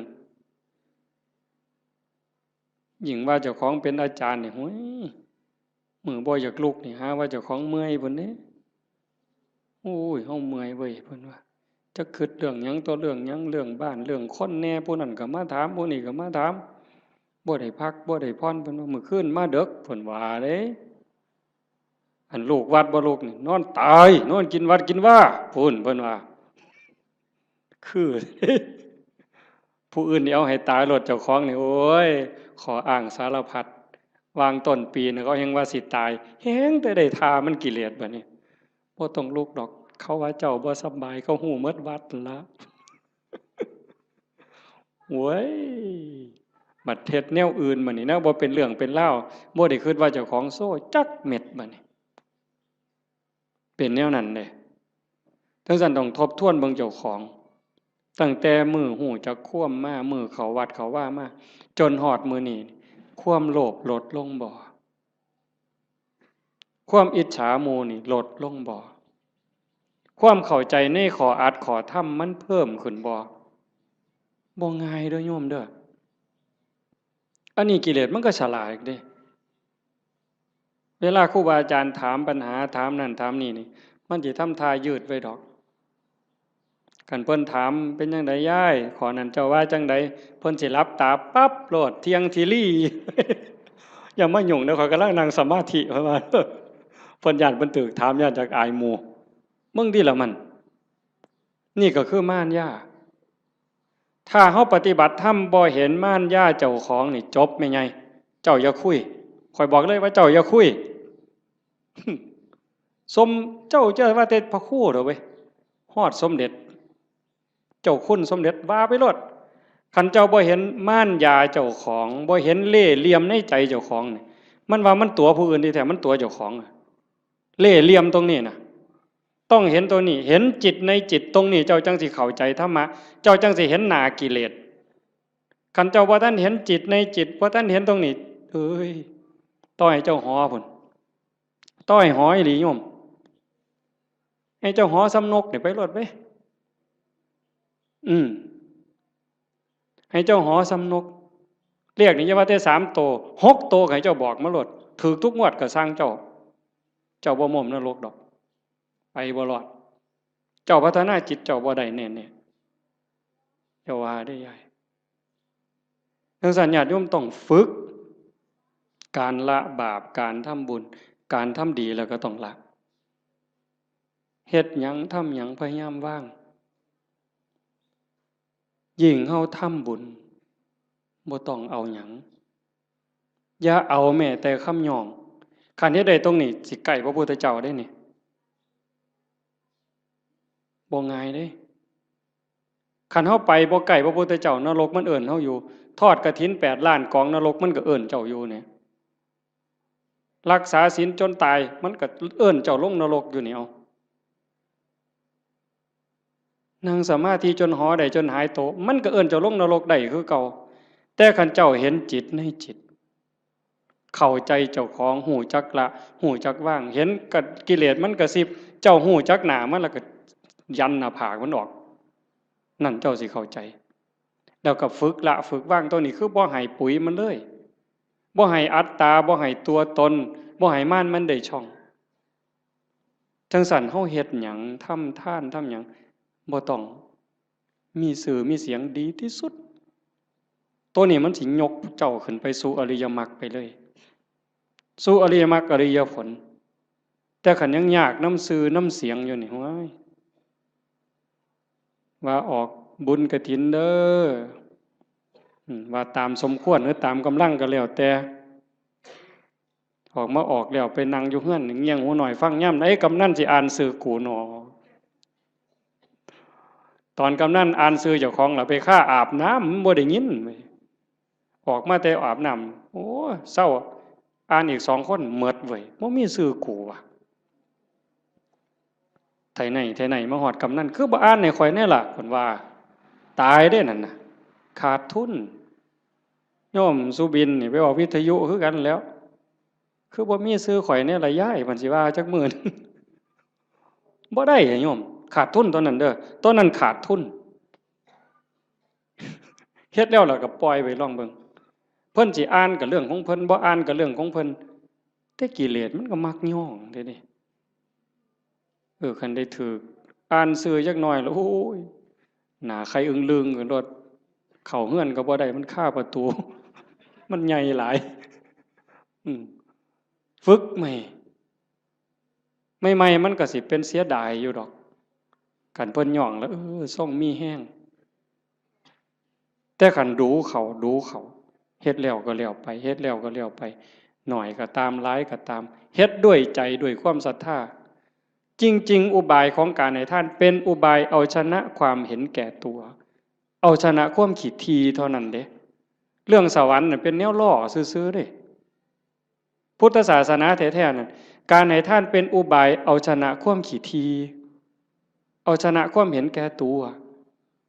คันเฮาสละได้นั่นมันเป็นจาคะคันเฮาอยากได้ซื่อๆอยากให้เขาย่องอยากมีซื่อติดน้ำนั่นน้ำนี่อันนั้นมันเพียงแค่ให้ทานยายเฮ็ดนั่นเฮ็ดนี่อยากให้เพิ่นย่องอยากให้เพิ่นประกาศติดซื่อไว้ให้คนได้ฮู้ได้เห็นมันก็ดีระดับหนึ่งแต่มันเพียงแค่ให้ทานมันบ่ทันฮอดจาคะจาคะนี่สลัดออกบ่เอามาได้เอาออกเอาไปแล้วอย่ามาเฮ็ดหยังบ่เอาแม้กระทั่งคำย่องคำย่อนั่นมันสิได้เป่านิพพานเป็นของให้เปล่าบ่ได้ซื้อเพราะสลึงอันนี้เว้าน้ำก้นหลวงปู่เด้นิพพานเป็นของให้เปล่าพระอริยเจ้าตั้งแต่โสดาบันสกิทาคานาคาก็เป็นของให้เปล่าบ่ได้ซื้อเพราะสลึงแต่อาศัยการฝึกการฝนการบ่มจิตบ่มใจจังซั่นให้ฝึกมันบ่ทันล่ะยายเคยมีคนไปถามพระพุทธเจ้านี่แล้วว่าแก่แล้วเฒ่าแล้ว120 ปีบ่2เฒ่าอันเคยได้ยินตัว2เฒ่าน่ะ120 ปีหัวสั่นงอกไปกราบพระพุทธเจ้าโอ้ยแตะกี้มั่วประมาทหลายว่าซั่นตอนนี้เฒ่าแล้วจักสิตายมื้อใดเฮ็ดจังไดจังสิได้บุญหลายว่าซั่นมันจังสิได้ทัน120 ปีเนาะมันสิเลยจักมื้อเจ้าว่าบ่ทันได้เฮ็ดบุญจักหน่อยหรือเฮ็ดจังไดมันจังสิทันมันจังสิได้หลายที่สุดพระพุทธเจ้าว่านั่งอยู่ซื่อๆบ่ต้องไปเฮ็ดหยังดอกคันจะไปทอดกฐินทอดผ้าป่าก็บ่ทันหมู่ดอกเธอจะไปหาผ้ากฐินนั่นตายซ้ำบ่ได้ทอดดอกสิไปหุงข้าวใส่บาตรที่บ่ดีดังไฟบ่ทันแล้วตายแล้วเจ้านั่งเบิ่งลมหายใจหันไปหายใจเข้าหายใจออกเข้าก็ปล่อยออกก็ปล่อยบ่มีผู้ใดเสียดายนี่คือปล่อยว่างจาคะผู้ใดเสียดายลมหายใจเข้านี่แม่นไงโอ้ยจะมันกูเสียดายได้หายใจเข้ากูบ่ออกหัวมันดอกเอาทำแม่กันเสียดายอะไรหายใจเข้ามีแต่เอาอย่างเดียวหายใจเข้าเลยเจ้าบ่ต้องให้มันออกมาดอกเสียดายมันเอาเลยอนุญาตเดี๋ยวเจ้าสิฮู้ว่ามันสิเป็นหยังหายใจเข้ามันก็ต้องออกมาแล้วก็ต้องเข้าคือกันแต่บ่มีผู้ใดเสียดายบ่ติดยึดบ่ผูกยึดบ่ถือมั่นในลมหายใจเข้าหายใจออกการเป็นการอยู่ในชีวิตประจำวันก็คือทำดีนี่ต้องเฮ็ดละชั่วก็ต้องละชั่วทำดีสร้างบุญสร้างกุศลเฮ็ดไปซอยเหลือโลกซอยเหลือสังคมวัดว่าบ้านเมืองชุมชนที่เฮาอยู่เฮ็ดไปเถาะทำดีไปเถาะนั่นคือบุญนั่นคือพลังนั่นคือสมบัติที่สิส่งจิตวิญญาณไปสู่ที่ดีที่งามมีสุคติสวรรค์เป็นต้นแต่คันเฮาฝึกปล่อยฝึกว่างจิตสิโล่งโปร่งเบาใกล้พุทธะเข้าไปเรื่อยๆใกล้พระพุทธเจ้าเข้าไปเรื่อยๆคันเบาเท่าใดแห่งขึ้นสูงเด้จิตเบาจากความยึดมั่นถือมั่น เบาจากความยึดถือความเป็นตัวเป็นตนนั้นนั่นไก่พระพุทธเจ้าเพิ่นเว้าเป็นอุปมาว่าประตูพระนิพพานเฮาสิเข้าไปเมืองนิพพานได้จะต้องเฮ็ดโตน้อยๆความรู้สึกว่าเป็นตัวเป็นตนมันต้องน้อยอีหลีน้อยส่ำใดน้อยส่ำเพิ่นว่าผมเส้นหนึ่งนี่ผมเฮานี่เส้นหนึ่งนี่พาออกเป็น8ซีกกลับเมื่อนี่ไม่ออกก็ลองไปพาเบิ่งเด้อพาผมเฮาเส้นหนึ่งให้มันได้8ซีกพาทั้งยาวนี่ให้มันได้8ซีกผม1ใน8นะ8ใน1นั่นเส้นเดียวพาเป็น8ซีกเอามาซีกนึงจังแง่เข้าไปในหูประตูพระนิพพานได้ความรู้สึกเป็นโตเป็นตนเป็นกูนี่นะบอกภาษาเฮากูเป็นยามึงตัวกูเป็นแม่มึงตัวกูเป็นแม่เฒ่ามึงตัวให้มันเหลือน้อยซ้ำกับผมเส้นหนึ่งพาเป็น8ซีกจังสิเข้าประตูพระนิพพานไปหาพระพุทธเจ้าได้จังซั่นการทำลายความเห็นแก่ตัวแบบเอาของคนอื่นอันนั้นย้อนโลภย้อนโกรธพานแต่เห็นย้อนคุณงามความดีอยากได้ชื่ออยากได้เสียงต้องถูกย่องต้องถูกย่อต้องถูกประกาศต้องถูกสรรเสริญจังแม่นอันนั้นก็ได้ไปแค่สวรรค์ได้แค่ท่านแต่บ่ทันฮอดจาคะคันสลัดออกบ่ต้องมีก็ได้ชื่อบ่ต้องย่องก็ได้แต่ว่าข่อยสำบายใจข่อยได้บูชาพระพุทธเจ้าข่อยก็มีความสุขข่อยก็ได้เป็นสมบัติยิ่งให้ออกไปเท่าใดก็คือกับทมน้ำลายเพิ่นเปรียบจังซี่คือกับทมน้ำลายบ่เสียดายพระเจ้ามหากัปปินะพระเจ้ามหากัปปินะเป็นพระเจ้าแผ่นดินจ้างคนเด้ทุกมื้อจ้างทหารนี่ออกประตูเมือง4ทิศตะเว้นออกตะเว้นตกเหนือใต้เพื่อไปสืบข่าวพระพุทธพระธรรมพระสงฆ์เป็นเวลา40กว่าปีแต่อาตมาจำบ่ผิด40กว่าปีบ่ได้ยินข่าวนี่แต่ก็เสียมื้อละหมื่นเนี่ยจ้างคนบัดมื้อนึงเพิ่นไปประพาสป่าไปชมสวนนี่ล่ะคันแม่นหมอลำก็ได้พระเจ้าแผ่นดินไปชมสวนดอกไม้เห็นพ่อค้ากลุ่มหนึ่งมานั่งพักอยู่ท่าทางคือเมื่อยเพิ่นก็เลยไปถามหมู่เจ้ามาแต่ไสมาจากไสมาจากสาวัตถีคือราชคฤห์นี่แหละมีข่าวดีหยังมาบอกบ่มีหยังดอกเพิ่นว่าฮู้แต่ว่าตอนนี้พระพุทธเจ้าเกิดขึ้นแล้วสลบเลยฟื้นขึ้นมาไหมมีหยังอีกเนี่ยพระธรรมสลบฟื้นขึ้นมาอีกนอกจากพระพุทธพระธรรมแล้วมีหยังอีกพระสงฆ์สลบเฮ็ดจังไดบัดนี้ให้เลขานั่นเขียนหนังสือทันทีเฮาสิสละบวชขอให้พระนางอโนชาพระราชินีนี่ครองราชสมบัติจากเฮาต่อไปเลยเฮาจะบวชแล้วบ่กลับอีกแล้วก็มอบรางวัลให้กับพ่อค้ากลุ่มนี้300,000 300,000กหาปณะข้าบอกว่าพระพุทธเจ้าเกิดขึ้น 100,000 พระธรรม 100,000 พระสงฆ์ 100,000ให้เอาไปเลยแล้วครองราชเลยจากนั้นก็ไปเลยออกบวชพวกพ่อค้าเนี่ยมันก็ดีที่บัดนี้เนาะบ่ได้เฮ็ดหยังภาษาเอามาเว้าซื่อๆซ้ำนี่เว้ยได้300,000ถือศาลนี่ไปแจ้งกับพระนางอโนชาเขาก็ว่าเป็นบ้าเป็นหยังจังสิได้หลายปานนั้นว่าให้ฟังเบิ่งเขาบอกเพิ่นพระเจ้าแผ่นดินไปบวชแล้วเพิ่นได้ยินจังซี่เพิ่นก็เลยสร้างมาแนวนี้พระพุทธเจ้าพระธรรมพระสงฆ์พระนางอโนชามีความรู้สึกว่าเป็นหยังคือให้หน่อยแท้มันเป็นข่าวประเสริฐปานนี้พระนางอโนชาเพิ่มให้พระพุทธ300,000พระธรรม300,000พระสงฆ์300,000เป็นเท่าใด1,200,000แม่ใหญ่1,200,000เนี่ยมาแจ้งข่าวพระพุทธพระธรรมพระสงฆ์ซื่อๆแล้วก็ถามว่าพระเจ้าแผ่นดินไปไสเพิ่นออกบวชแล้วไปหาพระพุทธเจ้าแล้วเพิ่นบอกให้พระราชินีนี่ครองราชย์นี่อ่านหนังสือให้ฟังพระนางอโนชามีความรู้สึกว่าเรื่องอีหยัง ราชสมบัติทั้งหมดนี่คือกับน้ำลายที่พระเจ้ามหากปินะทมถิ่มลงกลางดินเรื่องยังเขาจะไปดูดเอาน้ำลายมากินใครเม่นเฮาเนี่ยมันบ่เป็นแนวนั้นเด้ถ้าบุญบ่พอนั่นคือบุญเปิ้นพร้อมบุญพ่อแล้วเข้าใจในเงื่อนไขของชีวิตเข้าใจเงื่อนไขของวัฏสงสารแล้วความจริงของโลกของธรรมแล้วพระนางอโนมามีความรู้สึกว่าราชสมบัติอำนาจทั้งหมดคือกับน้ำลายที่พระเจ้ากับพระเจ้ามหากปินะทมถิ่มแล้วเรื่องยังเฮาสิไปดูดมากืนกินเฮาก็สิบวชคือกันออกบวชคือกันตอนเพิ่นไปเฝ้าพระพุทธเจ้าเพิ่นบอกอัศจรรย์อัศจรรย์ไปพ่อแม่น้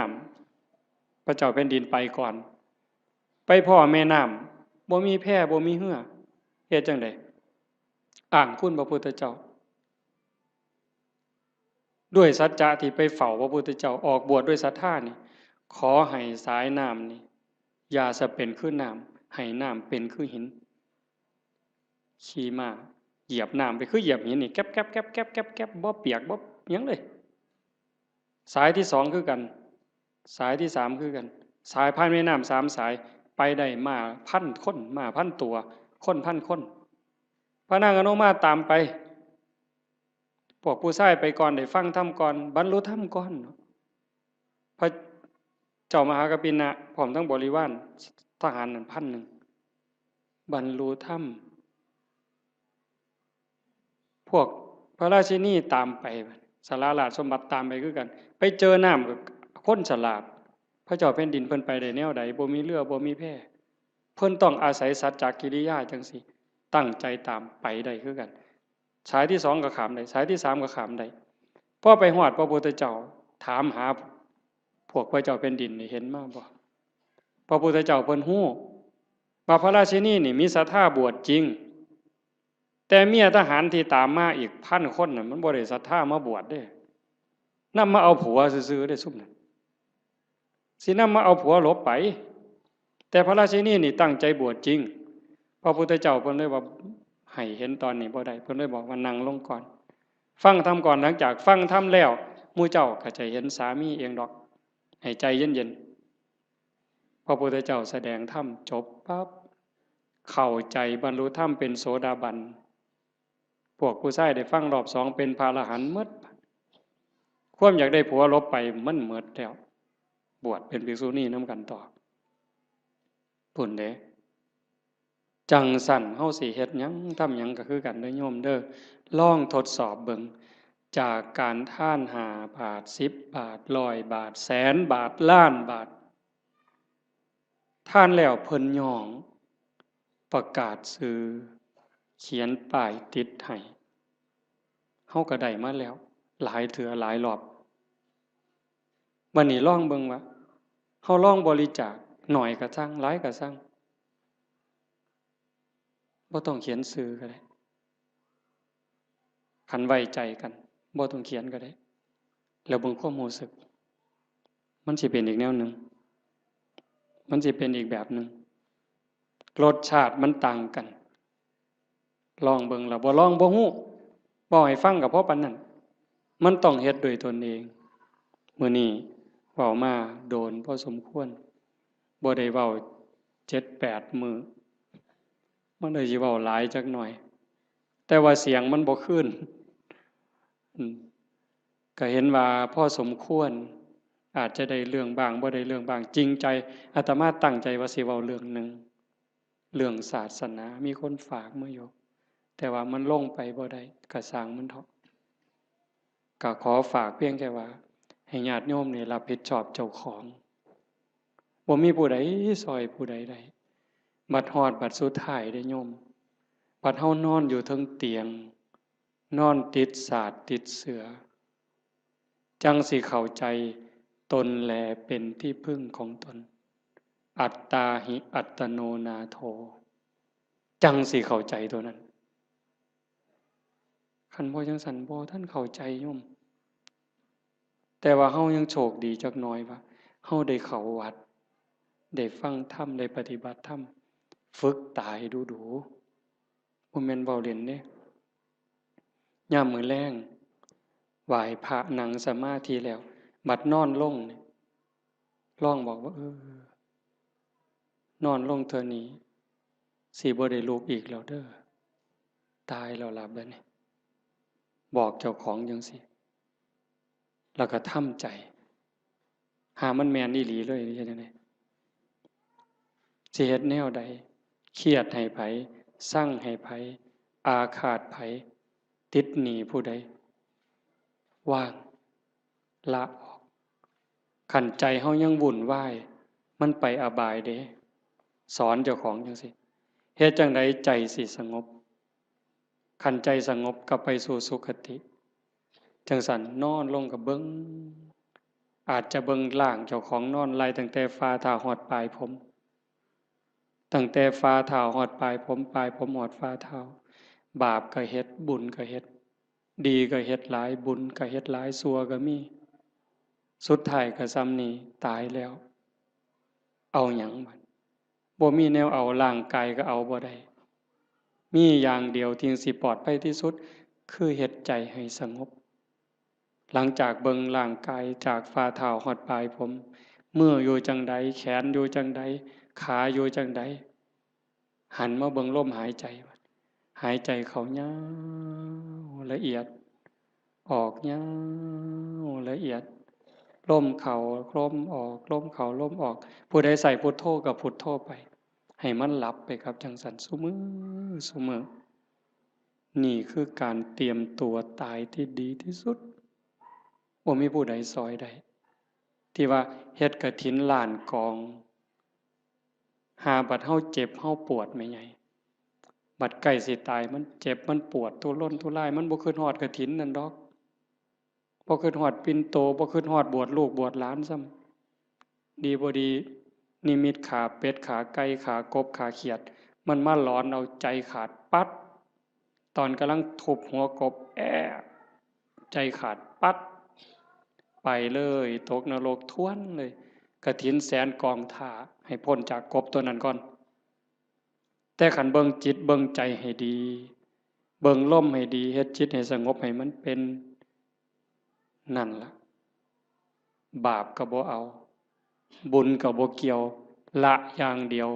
ว่างอย่างเดียวบุญเนี่ยมันตามอยู่แล้วว่างอย่างเดียวจิตเป็นอิสระดีบ่ดีจากปุถุชนคนกิเลสหนายกไปสู่ความเป็นพระอริยเจ้าได้บ่พ้นสมัยเด้พระพุทธเจ้าเพิ่นบอกยืนยันว่าแม้ปัจจุบันนี้พระอรหันต์ก็ยังเป็นได้ตราบใดที่พุทธบริษัทยังเป็นอยู่โดยชอบโลกนี้จะไม่ว่างจากพระอรหันต์โยมก็เป็นได้หมดทุกคนทุกคนมีโอกาสตกนรกมีโอกาสเป็นพระอรหันต์ได้หมดทุกคนทั้งโยมทั้งพระทั้งผู้เฒ่าทั้งเด็กน้อยบ่แต่หูเรื่องเฮ็ดให้มันเป็นจริงๆมันอยู่นี่อยู่ในใจเฮาหมดเนี่ย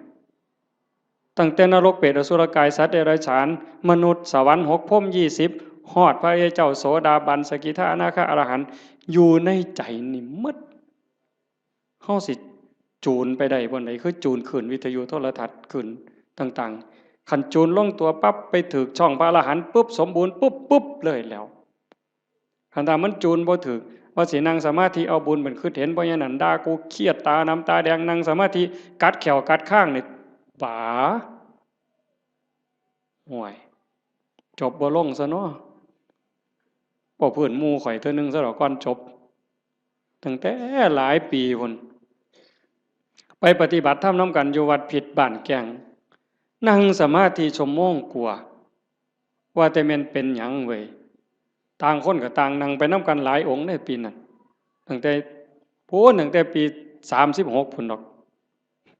มันจักปีแล้ว22ปีแล้ว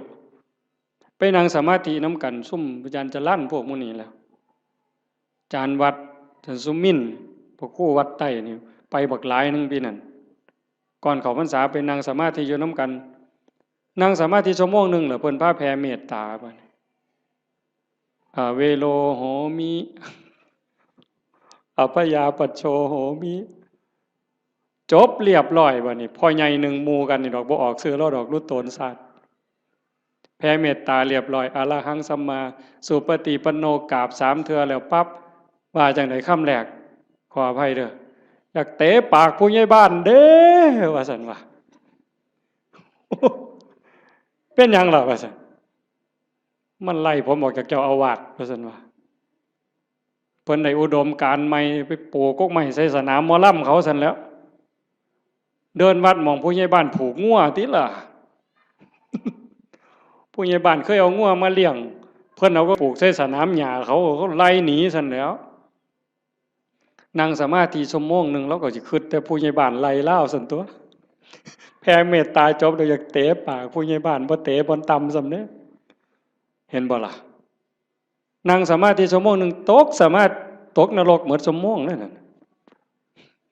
ง่ายบ่เจ้าว่านั่งโตเที่ยงทีรีสิว่าสมาธิดีสันบ่มันทางกายยังบ่ท่านแมนเนี่ยใหญ่นั่งเที่ยงทีรีตั้งแต่คิดแนวเขาป่าเขาดงไปก็ได้ได้หั่นมันต้องเห็นจิตเจ้าของต้องอ่านตรงนี้ให้ได้เด้อฝากไว้ให้เห็นใจเจ้าของเห็นใจเจ้าของอ่านให้มันออกคือเบิ่งผู้อื่นเฮาเบิ่งผู้อื่นเฮาอ่านใจมันนี่มันกำลังคิดนั่นเด้นี่เวลาลูกเขียดหลานเขียดเบิ่งมันเปิ้นว่าเด้เบิ่งลูกไผ่ลูกเขยคือกันเขาเป็นจังซี่มึงกูหูใจมันน่ะมันคิดอันนั้นใจเจ้าของนั่นต้องหูใจผู้อื่นแสนคนล้านคนก็บ่เป็นประโยชน์หยังพอปานใดดอกคันเห็นใจเจ้าของหูใจเจ้าของสุดยอดจังซี่เลยการปฏิบัติธรรมให้เห็นใจเจ้าของเห็นใจเจ้าของก็เห็นเล่ห์เหลี่ยมของกิเลสเห็นม่านยาในใจคันเห็นจังซั่นปั๊บดักทางมันบ่ตามมันบ่สนองมันหมดเหงื่อหมดหญ้าหมดห้ำจอยอ่อนโซ่สุดท้ายตายได้คันเฮาบ่ให้อาหารมันดูๆนี่ความคิดใจที่มันเห็นมันดูเขาหักเหลี่ยมมันดูเขาบ่ตามใจมันดูเขาจักหน่อยก็อ่อนกันลาคุณธรรมอ้วนขึ้นความเป็นพระอ้วนขึ้นไม่ออกนี่แหละไม่ออกเป็นพระความเป็นพระความเป็นผู้ดีมีศีลมีธรรมสูงขึ้นอ้วนขึ้นอ้าวจบอีหลีแล้วล่ะบัดนี้บ่าย3กับนาทีแล้วขออนุโมทนาสาธุกับญาติโยมทุกคนทุกท่านพร้อมทั้งคณะสงฆ์ครูบาอาจารย์พระเดชพระคุณหลวงพ่อเจ้าคณะอำเภอโพนทรายเจ้าคณะตำบลท่าหาดยาวตำบลศรีสว่างด้วยเนาะทางฝ่ายญาติโยมก็มีโยมกำนันเป็นประมุขเป็นประธานญาติโยมผู้เฒ่าผู้แก่ทุกท่านที่มาร่วมฟังธรรมในวันนี้ก็ขอรัตนาอ้างอิงอำนาจแห่งคุณพระศรีรัตนตรัยคุณของพระพุทธเจ้าพระธรรมพระสงฆ์และอำนาจแห่งบุญกุศลคุณงามความดีที่มีทั้งหมดทั้งมวลในสากลและจักรวาลจงหลอมรวมเป็นตบะเป็นเดชะเป็นพลวปัจจัยอำนวยหนุนส่งให้ท่านทั้งหลายจงเป็นผู้แกล้วกล้าอาจหาญร่าเริงในการสร้างบุญสร้างกุศลสร้างคุณงามความดีให้ยิ่งขึ้นไปให้เป็นผู้เจริญงอกงามในจตุรพิทพรชัยคืออายุวันนะสุขภละปฏิภาณธรรมสารสมบัติให้เป็นผู้มีสัมมาทิฏฐิมีโอกาสประพฤติธรรมปฏิบัติธรรมให้ได้เข้าถึงธรรมที่ยังไม่เข้าถึงได้รู้แจ้งธรรมที่ไม่ทันได้รู้แจ้งจนสามารถนำตนให้พ้นทุกข์ได้มีความสุขกายสุขใจปรารถนาสิ่งหนึ่งประการใดหากเป็นไปโดยชอบประกอบด้วยธรรมแล้วก็ขอให้ความหวังความปรารถนานั้นจงสำเร็จทุกประการโดยทั่วกันทุกท่านทุกคนทุกรูปทุกนามเทอญ